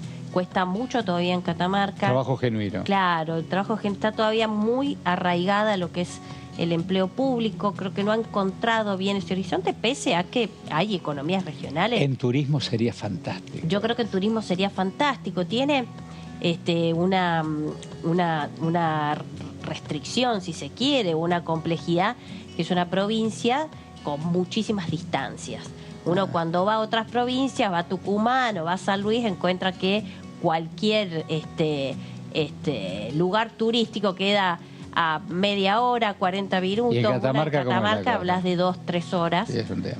Entonces ese es un gran problema. Pero creo que tiene buena infraestructura. Bueno, ahí estaba Dolores Martínez con Horacio Embón en DTV Entrevistas y esta discusión respecto a diferentes temas que tienen que ver con diferentes proyectos ya aprobados por parte del Congreso Nacional y que faltan su implementación a lo largo y a lo ancho de la República Argentina y que, bueno, se vio reflejado también en este diálogo que mantuvo Horacio con la diputada, repetimos, de Evolución Radical, Dolores Martínez. Cambiamos de tema y también en parte vamos a seguir hablando un poco en lo que tiene que ver y en relación con la actividad en este Congreso de la Nación, no solo actividades en lo referido a el trabajo en comisiones, que mañana ya a partir de las 11 de la mañana va a haber reuniones, sino también otras actividades que tienen los diputados, otras actividades que tienen las diputadas nacionales y nos vamos a nuestro móvil. Lourdes López, buenas tardes. ¿Cómo va a estar? Bueno, por supuesto, saludar a toda la audiencia del equipo aquí en el piso y que también nos siguen a través de Diputados Televisión. Bueno, estamos aquí, hablo un poco despacio porque todavía está dándose una actividad aquí en la sala 2 del anexo C, donde, bueno, justamente reúne a diferentes representantes de Chile, de Paraguay, de Uruguay, de Brasil, para trabajar la temática transporte, junto con el Ministerio de Transporte de Nación.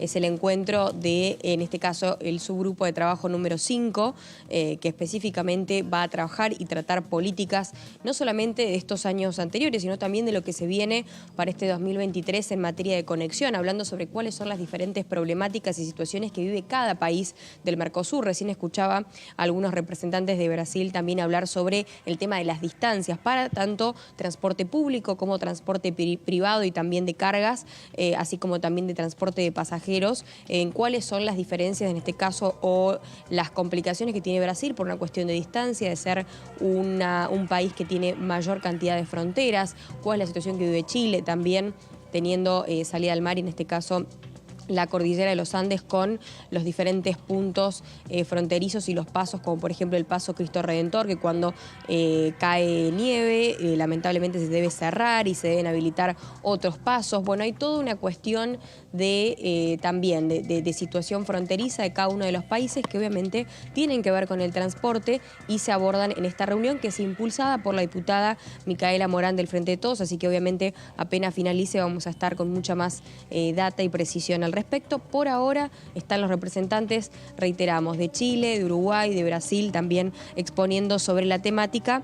Reiteramos, ámbito público, privado, relacionados al transporte de pasajeros y de cargas. Bien, Lourdes, ahí estamos viendo imágenes de esta reunión, de este encuentro, las diferentes delegaciones, la presencia de funcionarios nacionales del área de transporte, ahí en este edificio anexo de la Cámara de Diputados de la Nación, y por supuesto, en cuanto finalice, micrófono abierto para ver la posibilidad de dialogar con la diputada Micaela Morán o con cualquier otro participante de este encuentro importante que se está desarrollando por estas horas aquí en el Congreso de la Nación. Lourdes, gracias. Tal cual. Gracias. Un placer, como gracias, siempre, estamos en contacto.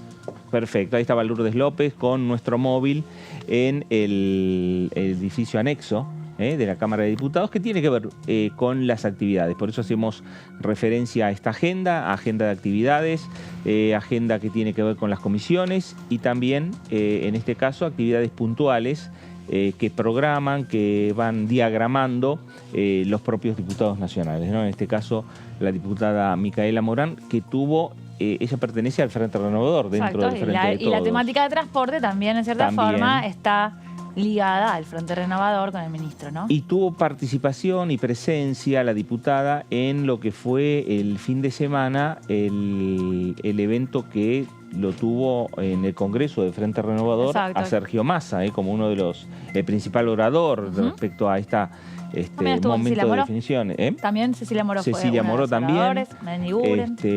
Momento de definiciones que tiene el Frente Renovador, ¿no? También en un congreso, ¿te acordás que venía político postergado? Sí. Se había postergado creo que en 2 oportunidades porque, bueno, tenían que tener esa charla interna, definir, como ya se ha definido en varios otros turnos electorales, cuál era el rol que iba a tener el Frente Renovador. Se ratificó que están dentro del Frente de Todos, lo cual hoy nos parece que está algo, digamos, hecho. Sí. Pero bueno, ha sido motivo de debate en oportunidades anteriores, ha habido también dudas, ha habido presiones. Bueno, el Frente Renovador ratificó su pertenencia y bueno, y anotó a Sergio Massa, el ministro de Economía, ex titular de la Cámara de Diputados, para las PASO. Si bien mantiene ese deseo de ser candidato único, de ser el único postulante del Frente de Todos, dijo, bueno, si no sucede esto que es mi opción A, vamos por el B y en el B voy a estar. Claro. Así que un candidato anotado hay para esta cuenta regresiva que tenemos hacia el 24 de junio. Bueno, esta semana se definen lo que son las alianzas políticas. Sí, ¿no? eso Los en el Frente de Todos estaría, digamos, medianamente resuelto. Claro, eso, ¿no? Y eso también ratificó el Frente Renovador el fin de semana de su pertenencia con el Frente de Todos. De aquí al 24 se definen lo que son las precandidaturas a los cargos nacionales. Pero vamos a hablar de proyectos, vamos a hablar de actividad en esta Cámara de Diputados, David. Sí, a ver, vamos a hablar de un proyecto que en realidad es como la contracara de un proyecto que ya se aprobó. Es el régimen de zona cálida para el norte argentino, el norte grande argentino. ¿Se acuerdan que se aprobó el régimen de zona fría? Claro. Básicamente apunta hacia lo mismo, tiene que ver con las tarifas. Fue presentado por Sofía Brambrillo del PRO de Corrientes y acompañan Ricardo Burjaile, UCR Formosa, Miguel Lani, UCR Salta, Francisco Monti, UCR Catamarca, Jorge Rizotti, de la Unión Cívica Radical de Jujuy, Carlos Zapata, ahora Patria Salta, pero que es de Juntos por el Cambio, entre otros. Establece un régimen tarifario diferenciado para el consumo de energía eléctrica en la región norte grande de la Argentina. ¿Qué es lo que busca? Busca reducir el costo que deben afrontar los usuarios residenciales de energía cuando se dan los meses de las altas temperaturas del año. La zona cálida, lo que se conoce como la zona cálida del norte grande, está comprendida por Catamarca, Chaco, Corrientes, Formosa, Jujuy, La Rioja, Misiones, Salta, Santiago del Estero y Tucumán. Y también podrían ser beneficiados, si se aprueba este proyecto de ley, usuarios residenciales, entidades de bien público, micro, pequeñas y medianas empresas. Esto, digo, ¿por qué tiene que ver y se busca las micro y pequeñas y medianas empresas? Porque más allá del costo de energía eléctrica que puede consumir una familia, pensando en las altas temperaturas a la hora de refrigerar un poco su hogar. El costo de la energía eléctrica en esta parte del país es muy, muy importante para el riego, para la producción, entonces para poder llevar el agua y que se realice el riego. ¿Cuál es el beneficio que propone este proyecto de ley? Para los usuarios residenciales, una bonificación que va entre el 15 y el 30% del cuadro tarifario del consumo de energía eléctrica durante noviembre, diciembre, enero, febrero y marzo, que es el periodo comprendido de mayores temperaturas. Hay que ver, porque la verdad que si uno ve lo que está sucediendo con el clima, hay que sumar regiones, me parece. Hay que sumar regiones, hay que sumar meses. Exacto. Sí, hay que sumar de todo. En la próxima placa lo vamos a ver, los usuarios residenciales, ahí lo decíamos en febrero y marzo. La siguiente, los usuarios residenciales que presenten algún tipo de vulnerabilidad socioeconómica recibirán una bonificación diferenciada. Esto tiene que ver con la tarifa social, porque esto no es una tarifa social, esto es una tarifa propia para estos meses del año, para esa zona del país. Y para todos. Y para todos, sí. De 0 a 600 kilowatts mensuales, 50% de bonificación. De 601 a 900, 30% de bonificación. A partir del 901 kilowatts mensuales se aplicará el cuadro tarifario pleno. Estos son los grandes consumidores, básicamente. Ahora, la forma de financiar esto es creando un fondo fiduciario para financiar los subsidios del consumo de energía eléctrica de la zona cálida del norte grande argentino. ¿Cómo se va a constituir este fondo? Con lo obtenido del cobro de un recargo del 3% sobre el precio final de la energía eléctrica en aquellas zonas no abarcadas por la norma, o sea, el resto del país. ¿Sí? El resto del país va a tener un 3% de recargo en su boleta que va a servir para financiar esa reducción en el costo de las boletas de los usuarios del norte grande. Esto, a ver, los autores lo que dicen es que en las provincias del norte grande la temperatura máxima promedio entre los meses de noviembre y marzo es de 30 grados centígrados o más. Esto provoca una utilización intensa de electrodomésticos para refrigerar el ambiente y los alimentos. Y durante esos meses el consumo hogareño promedio de energía eléctrica aumenta considerablemente, superando en muchos casos los 600 kilowatts mes, que es considerado el consumo promedio. Pensemos que cuando miramos la boleta, todos nosotros, por ejemplo, los que vivimos en la ciudad de Buenos Aires, ese consumo promedio es lo que te marca la línea de si sos un consumo de clase media, si sos un consumo de clase baja o de clase alta a la hora de pensar en los subsidios. Claro. ¿Sí? Hasta los 600 está subsidiado, arriba de los 600 ya deja de estar subsidiado. Ahora, el aumento del consumo obviamente impacta directamente en la economía de los usuarios residenciales, que debe afrontar el pago de las tarifas más altas en situaciones extremas en una parte del país donde en realidad los ingresos son bajos. Cuando uno mira los datos de pobreza de la Argentina, buena parte de los pobres de la Argentina están concentrados en el norte del país, en estas provincias de lo que se denomina el norte grande, y que los gobernadores se están poniendo de acuerdo por esto. Ahora, pensémoslo de esta manera, esto es la zona cálida. En el sur, a partir de la provincia de Buenos Aires para abajo, es la zona fría. Hay zonas que quedaban en el medio, que significaron rupturas también de lo que tiene que ver con los bloques políticos en el Congreso, como es el caso de Entre Ríos, que es una provincia que no es zona cálida, no es zona fría, pero es generadora de energía.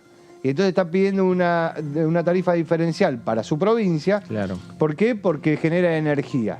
Entonces dice, como nosotros tenemos hidroeléctrica, generamos energía, ¿por qué la energía se va al sistema, vuelve por las distribuidoras y pagamos lo mismo que o más que lo que pagan en otras provincias del país? Bueno, algo de lo que anticipaba Luis Di Giacomo, claro, que está pasando con la provincia de Río Negro, ¿no? Sí, por eso.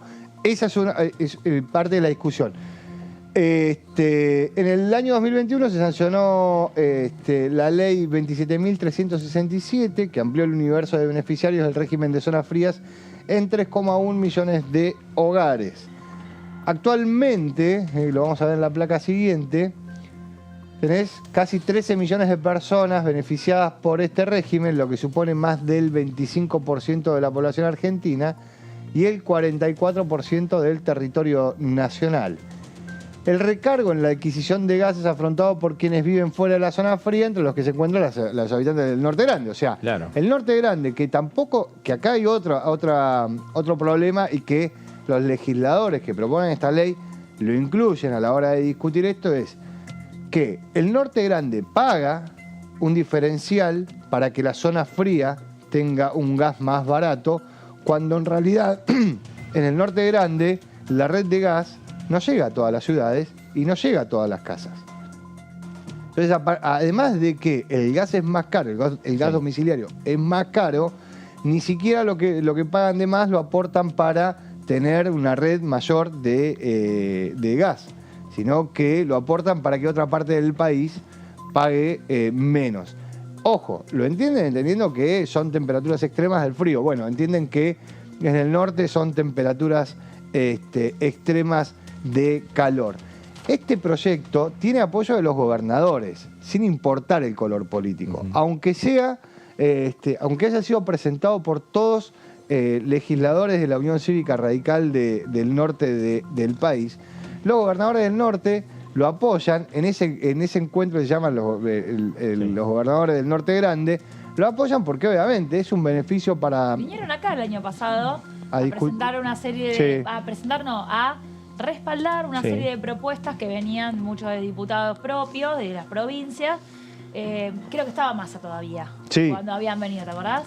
Y habían venido a plantear esto en contraposición a la ley de zona fría, que la ley de zona fría se aprobó, pero tardó un montón en implementarse, no se reglamentaba. Entonces estaba la ley, lo habían logrado y decían, sí, ustedes lo lograron, pero tampoco se puso en marcha, porque esto implicaba también una molestia para otra gente que tenía que pagar más. Sí, y es muy importante, esto que hablábamos al principio de las placas, que no es solamente para el consumo residencial.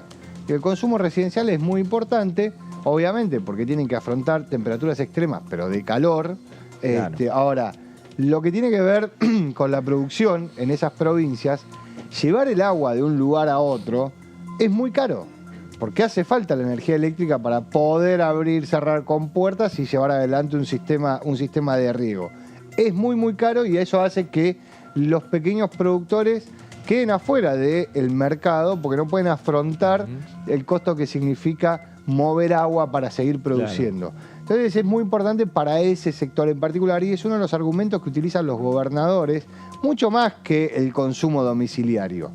Porque uno puede entender que el consumo domiciliario no deja de ser un beneficio frente a una comodidad que es tener aire acondicionado. Ese sería el beneficio. Está bien, hay que afrontar temperaturas extremas que hacen que, en el mundo de la economía, y se tiene en cuenta esto de la gente no pueda descansar bien, entonces al día siguiente no pueda trabajar bien y sea económicamente poco rentable esa situación. Ahora, los gobernadores no pueden plantarse frente a los legisladores a decirle, vótenme un diferencial tarifario para 5 meses del año para el norte del país porque hace mucho calor. Sino que se plantan diciendo, vótenme un diferencial preciado porque hay un montón de gente que no puede producir. Son pequeños productores que se quedan afuera del sistema y quiebran. Y si ellos quiebran, vienen los grandes productores, compran esas tierras y se empieza una concentración de la producción. Entonces, frente a eso dicen, bueno, este es el argumento, el de los pequeños productores. Después es de mejorar la calidad de vida de todos los demás. Pero llevar el agua... Está más normalizado que en la Patagonia tenés que tener calefacción. Claro. Sí, claro. Y parecería que tener calor es, bueno...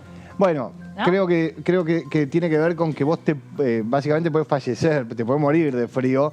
¿Pero no viste los de la Guardia Británica que se desmayaron? Sí, se desmayaron. También. Se desmayaron, es cierto, por el calor, por el calor extremo. Y también es cierto que cada vez es más extremo el calor. Y sí, claro. Cada vez es muy difícil La afrontar. ciudad de Buenos Aires está, por momentos, está Ahora, transitando horas de calor que son realmente fuera de lo normal. El problema que enfrenta esto es la generación de energía. ¿Por qué? Porque vos al abaratar el valor de la energía, incentivás el consumo. Entonces vos incentivás el consumo y dejas el aire todo el día prendido. Y claro, bueno, pero más poné que no lo dejes el aire todo el día prendido, pero aquella persona que no tenía aire acondicionado, ahora por ahí puede acceder al aire acondicionado y se incentiva el consumo Y la Argentina tiene no solo el problema de generación de energía eléctrica, sino el problema de la distribución de esa energía eléctrica que hace que la red colapse y no hace falta explicar, digo, acá en la Ciudad de Buenos Aires la cantidad de corte de energía que hemos tenido y que seguimos teniendo. Bueno, eso que en el norte no sucede, básicamente porque el costo de la energía es más alto que en la Ciudad de Buenos Aires.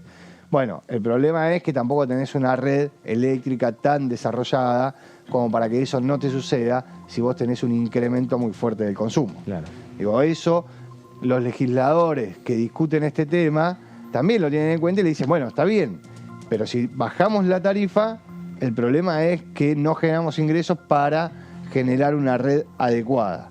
Con el gas no te sucede eso, porque hoy lo que vos tenés en la Argentina es un excedente de gas, que lo que hacen es, se quema. ¿Por qué? Porque vos no podés, llega un punto donde no podés seguir almacenando gas, entonces la producción de gas que está en el sur del país, cuando uno ve esas torres con una llama, bueno, lo que están haciendo es quemando gas porque no tienen dónde ponerlo. Bueno, cuando vos bajás la tarifa decís, bueno, incentivo el consumo de gas, bueno, hay gas en el sur. Claro. El problema es la energía eléctrica. Sí. Bueno, ahí está, David, este proyecto que va formando parte, ¿no? En definitiva, también de la agenda del Congreso. Este proyecto ya hace tiempo que forma parte, porque cuando se aprobó, ahí bien nos decía David, el proyecto de ley de zonas frías en el año 2021, ahí empezaron ya a discutir con la necesidad de proponer otra iniciativa que beneficie al otro sector del país, al norte. Entonces, un proyecto de ley de zonas cálidas. Y ahí está, y ahí quedó, más allá que estén los gobernadores, hubo reuniones, hubo presencia de gobernadores, no solo del oficialismo, también de la oposición, porque estaba Gerardo Morales, sí. el gobernador Valdés de la provincia de Corrientes, la diputada Bambrilla es también del bloque del PRO de la provincia de Corrientes. Es decir, que hay sintonía ahí entre oficialismo y oposición también en torno a esta iniciativa, pero lo cierto es que no avanza más allá que lo que está la presentación y alguna posibilidad de tratamiento en comisión. Veremos qué es lo que pasa más adelante o qué es lo que ocurre cuando salgamos de este momento de transición electoral, ¿no? Que estamos viviendo en la República Argentina, que este año tuvo, o este fin de semana tuvo elecciones en 4 provincias. Corrientes particularmente tuvo elecciones donde sí, con una ratificación ratificó ahí Valdés, de Valdés con figuras nacionales. También. Ayer a la noche vimos muchas figuras nacionales yendo por muchos lados al mismo tiempo. La cantidad de bienes privados que volaron. Estaban como en todos lados, ¿no? Y bueno, yo vi imágenes de Horacio Rodríguez Larreta con Valdés, con el gobernador de Corrientes, y después estaba con Poggi. Y con Poggi ya estaba también Margarita Stolbizer, estaba Martín Lustó. Esper también, ¿eh? Esper también se sumó al carro ganador, ¿eh? Y Maxi Ferraro. Muy bien. Mucho avión privado dando vueltas por la Argentina. Sí, llegaron rápido a todos lados. Bueno, ahí ayer el panorama, bueno, hubo un Alfredo Cornejo bien posicionado ahora para las elecciones generales en Mendoza. Acompañado por Patricia Bullrich. Claro. Y Luis Petri, que fue el derrotado en la provincia de Mendoza, pero bueno. Claro, su contrincante en La Paso. Una performance medianamente bien de Omar de Marchi también. Sí. Y frente de todos, con 4 candidatos. Parisi, ¿no? Parisi y Lerdo. Más o menos. Eso fue Mendoza, que, digamos, en otra distancia. Lo que quedaba pendiente de Tucumán, con Osvaldo Jaldo, ahí se cerró el capítulo de Tucumán, que fue en dos partes, digamos. Y bueno, Poggi en San Luis. ¿Y qué tiene Tucumán, antes de ir a San Luis? Tucumán tiene todavía pendiente la situación de la ciudad de San Miguel. Claro. Ahí está la diputada Rosana Chala. Sí. Y está la ex diputada, hoy senadora, Beatriz Ávila también. Ahí están discutiendo voto a voto. Quién gana, quién se queda, quién va a ser intendenta de San Miguel de Tucumán. San Miguel de Tucumán, o sea, intendenta. Va a haber intendenta. Sí. Así que, digamos, la mirada nacional ayer se notó más. Veníamos viendo elecciones en Río Negro, en Neuquén, en Catamarca, ya hubo en otras provincias, pero la cercanía ya del cierre de listas hace que, bueno, el posicionamiento sobre todo en Juntos por el Cambio, porque, no sé, ¿quién viajó a Tucumán? ¿Viajó algún frente? Guado de Pedro. Guado de Pedro. Guado de Pedro estuvo en Tucumán. En su doble rol. Claro, de ministro y candidato. De ministro y candidato, podemos decir que fue como ministro, Claro. Bien podría ser, o como referente del Poder Ejecutivo. Cuando había sido lo de La Rioja, Alberto Fernández había armado, tenía una actividad, ¿te acordás? Al día lunes había una inauguración Sí, que le dio. hoy lo hizo en Tucumán, ¿eh? Claro, bueno, Claro. hoy estaba en Tucumán. Hoy en Bueno, Tucumán. también, entonces ahí estaba, le dio lo mismo. También. No viajó la a la misma noche. estrategia. La misma estrategia, no mezclar lo estrictamente partidario, digamos, hacer un acto de gestión. Claro. En este caso, Jaldo continúa, Jaldo era vicegobernador, ahora va a ser gobernador, pero bueno, continúa ahí la gestión. Claro, bueno, y San Luis, te decía San Luis, el triunfo de Poggi, que en definitiva ahí, no sé si se rompe o no la hegemonía de los Rodríguez A, porque Parecería. Poggi está acompañado por Adolfo Y Rodríguez bueno, A, ¿no? sí. Y Poggi ya fue en un momento gobernador. Ya fue gobernador Claro. dentro de ese esquema. Dentro de ese esquema, Sí, Poggi sí, es claro. del Partido Peronista. Digo, a ver, lo que sucede, me parece, en San Luis es Juntos por el Cambio y Poggi es diputado por Cambiemos. Llegó a la Cámara de Diputados por Cambiemos. Fue senador. Fue senador. Fue senador. Sí.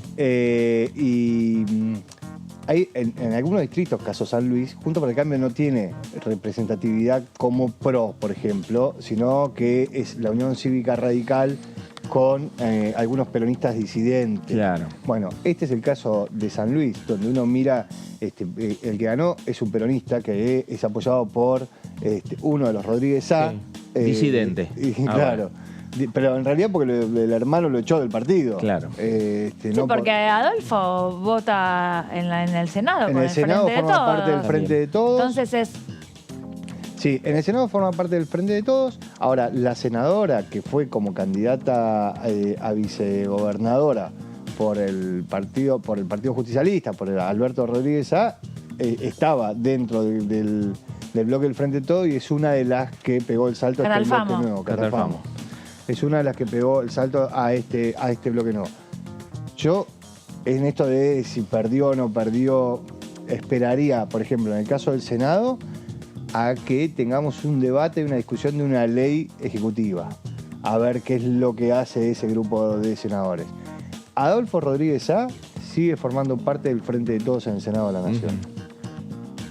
Por más que ayer haya festejado junto a Horacio Rodríguez Larreta, Martín Lustó, José Luis Esper, por más que ayer haya festejado eso, forma parte del Frente de Todos.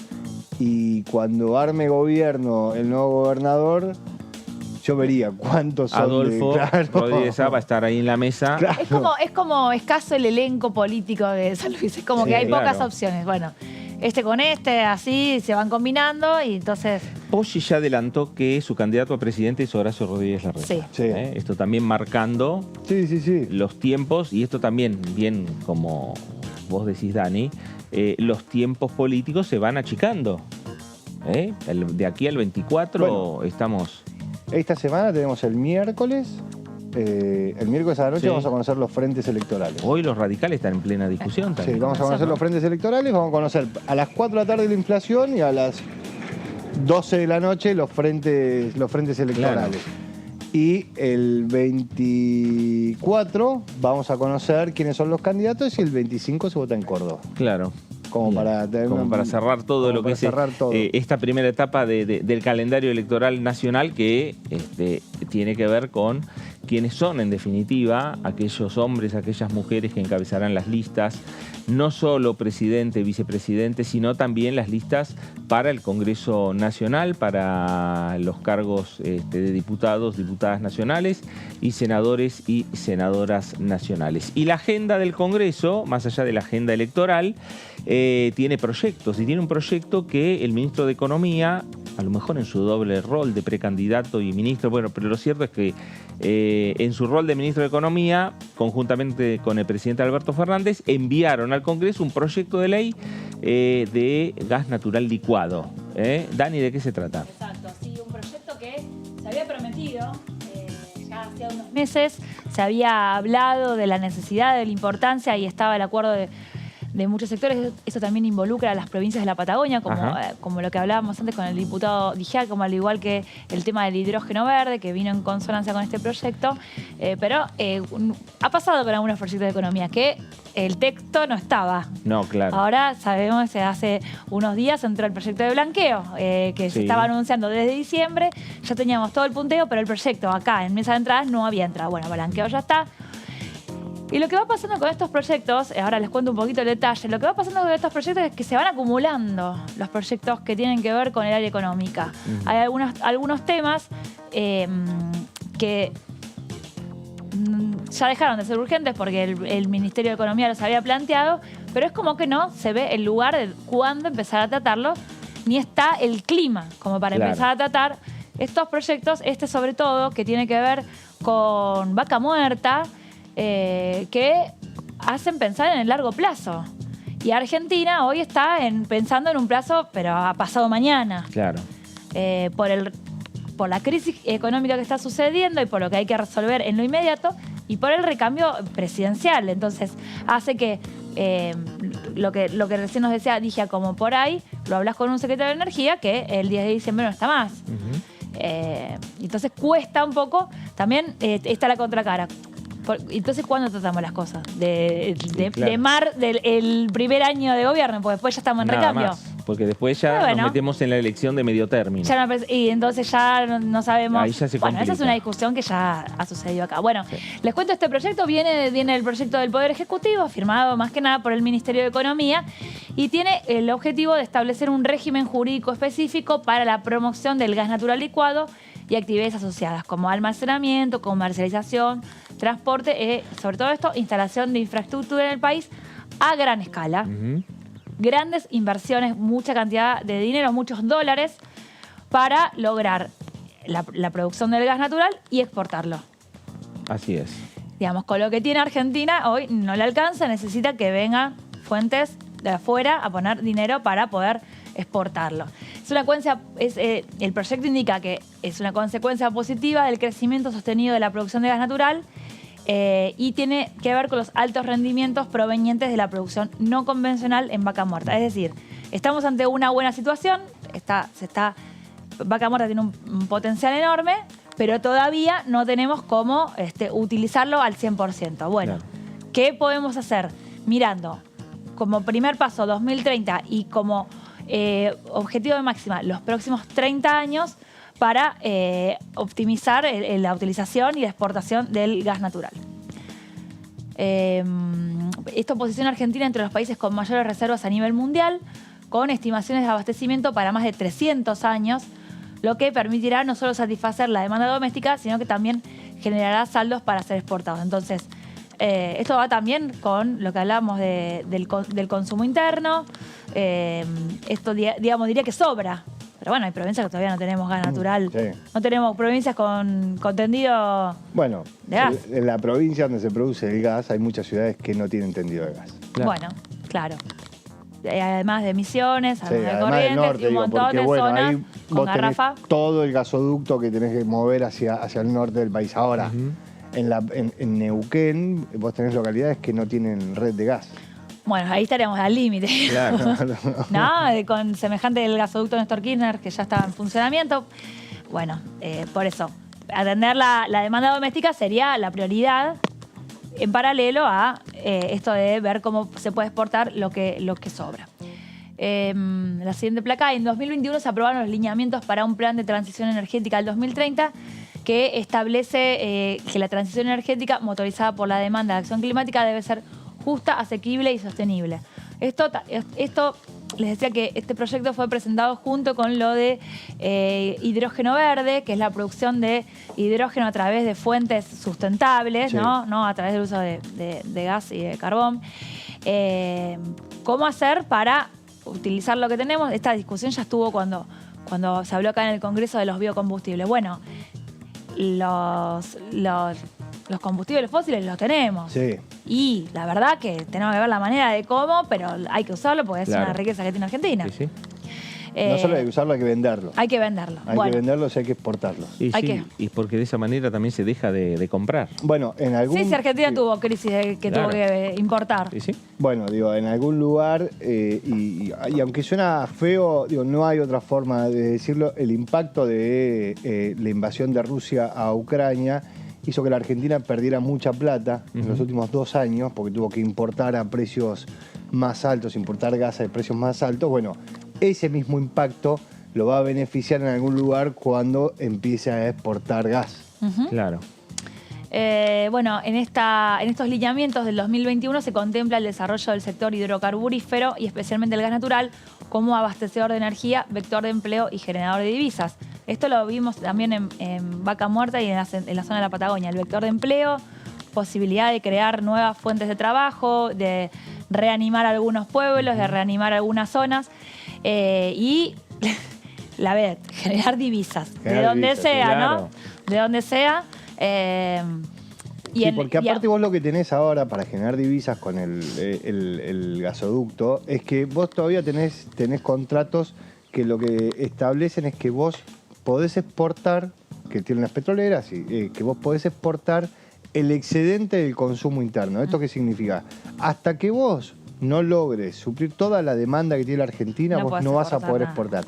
Eso lo que hace es que vos tengas contratos, las petroleras tengan contratos firmados con Chile, por ejemplo, para venderle gas a Chile, pero que no le pueden vender en tanto cuanto, claro. Entonces, te aviso. Le pueden vender en verano solamente. Claro. No le pueden vender en invierno.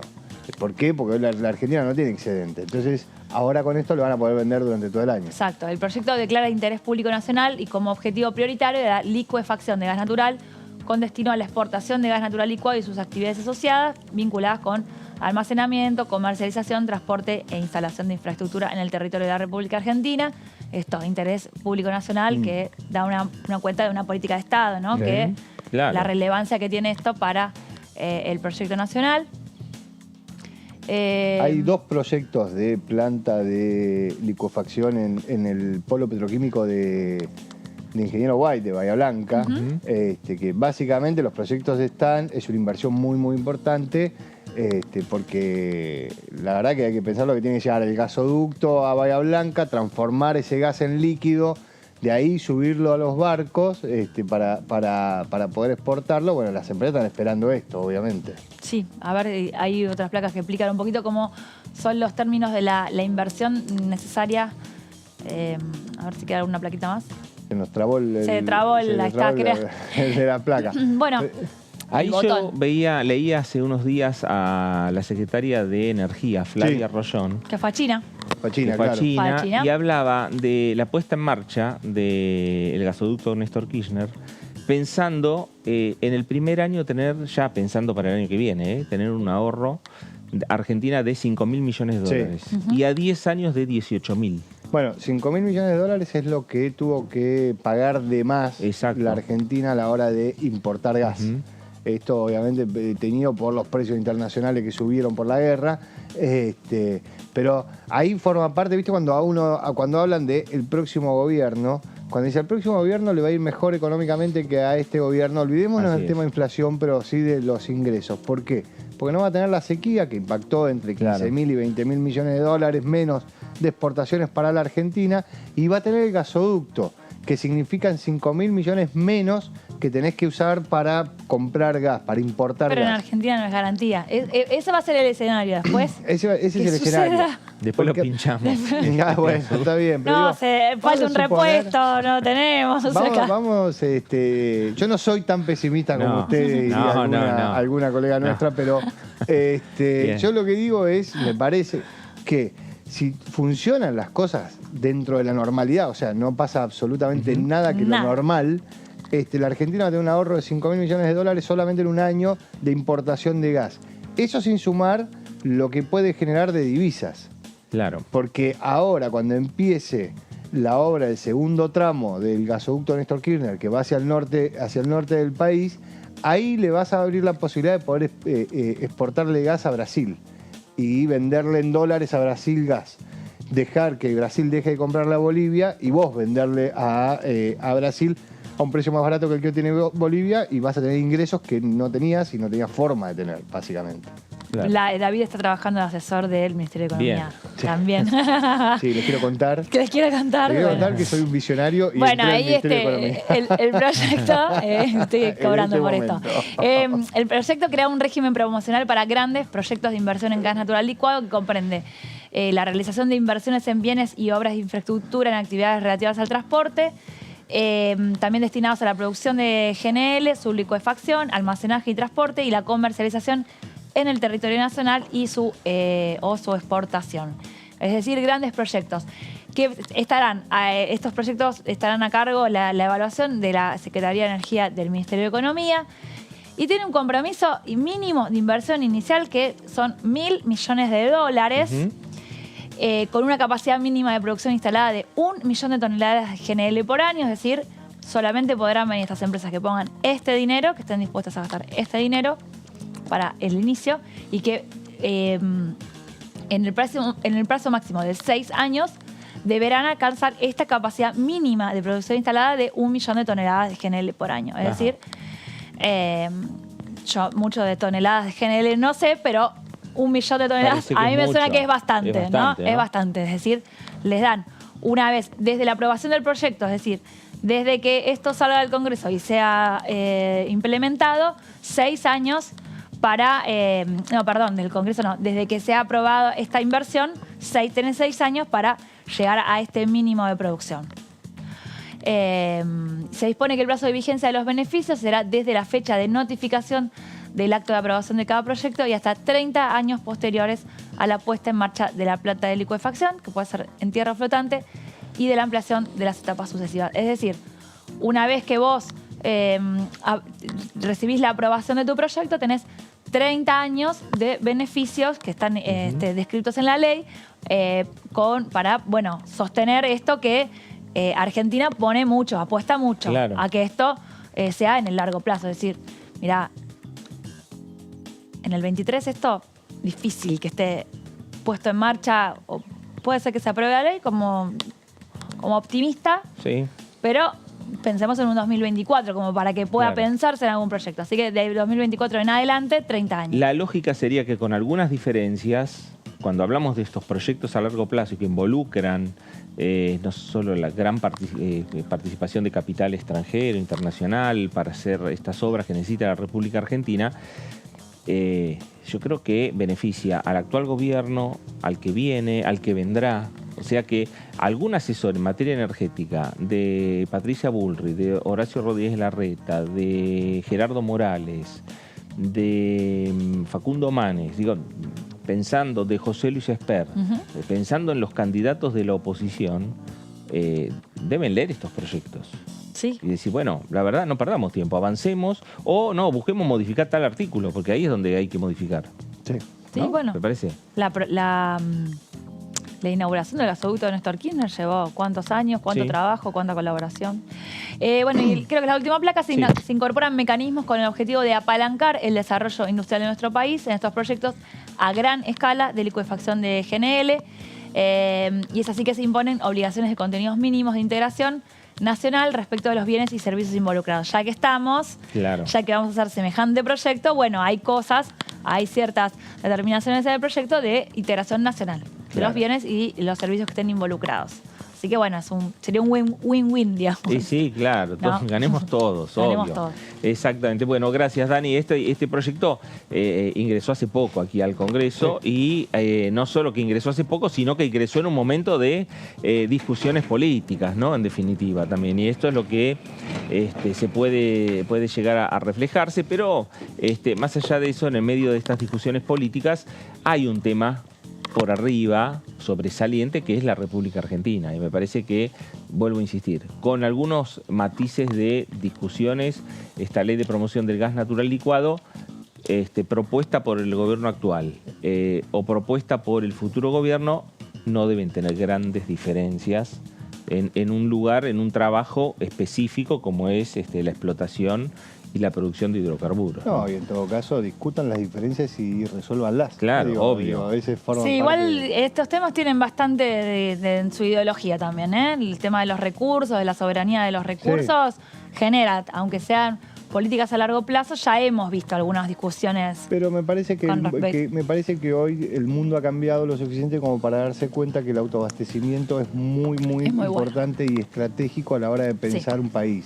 Claro. Entonces me parece que en ese punto, más allá de qué lado de la grieta estés parado, todos están más o menos de acuerdo. Ahora, el punto es después qué significa para cada uno el autoabastecimiento, pero en lo que es la regla están todos de acuerdo. Bueno, ahí está lo que está sucediendo con Argentina a partir de la invasión de Rusia a Ucrania.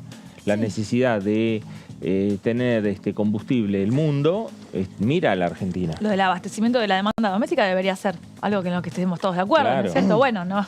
Exacto, sí, por eso exactamente. Digo, pensando que Europa, por ejemplo, lo que hizo fue atrasar el cambio de su matriz energética, teniendo en cuenta el impacto de la invasión de Rusia a Ucrania.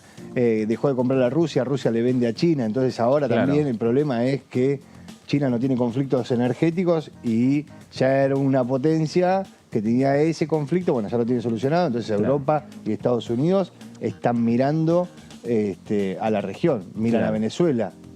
Estados Unidos que está comprando petróleo a Venezuela y hasta hace 3 años la quería invadir. Sí. Entonces, digo, todo eso va cambiando. Una cosa no quita la otra. Los temas y las discusiones por lo que atraviesa el Congreso Nacional y el mundo, por lo que nos cuenta David.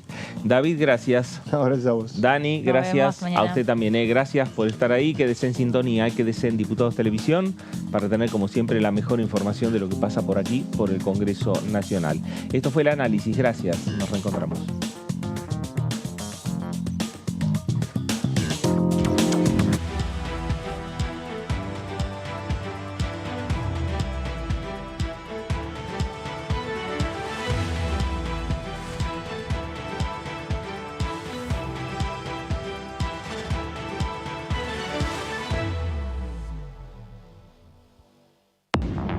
Hola, ¿qué tal? ¿Cómo andan? Bienvenidos, bienvenida. Para mí el desafío de los próximos años en Argentina es que en Argentina, además de litio, sea baterías de litio. Además de soja, sea aceite de soja. Industrializar el proceso de commodities, de producción primaria que tiene nuestro país. Si lo logramos hacer, al crecimiento económico que viene en los próximos años, y que es indudable que viene, le vamos a dar chance a que entren los 46 millones de argentinos adentro. Se ha ajustado mucho la sintonía fina del previaje, apuntando a destinos fuera de temporada y destinos no tradicionales, porque todos sabemos lo que implica destinar recursos del presupuesto nacional a un programa que, si bien beneficia a los destinos turísticos, también tiene un costo para el fisco y para los contribuyentes, y creo que ha avanzado bien en ese sentido. DTV, tercera edición, de lunes a viernes.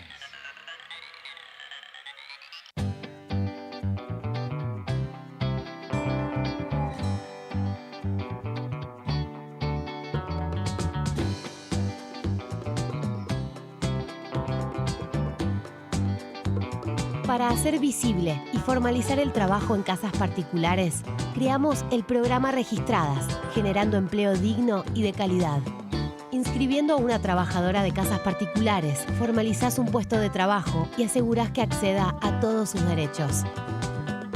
A través del programa Registradas, durante los primeros 6 meses, el Estado cubre el 50% del sueldo de las nuevas trabajadoras.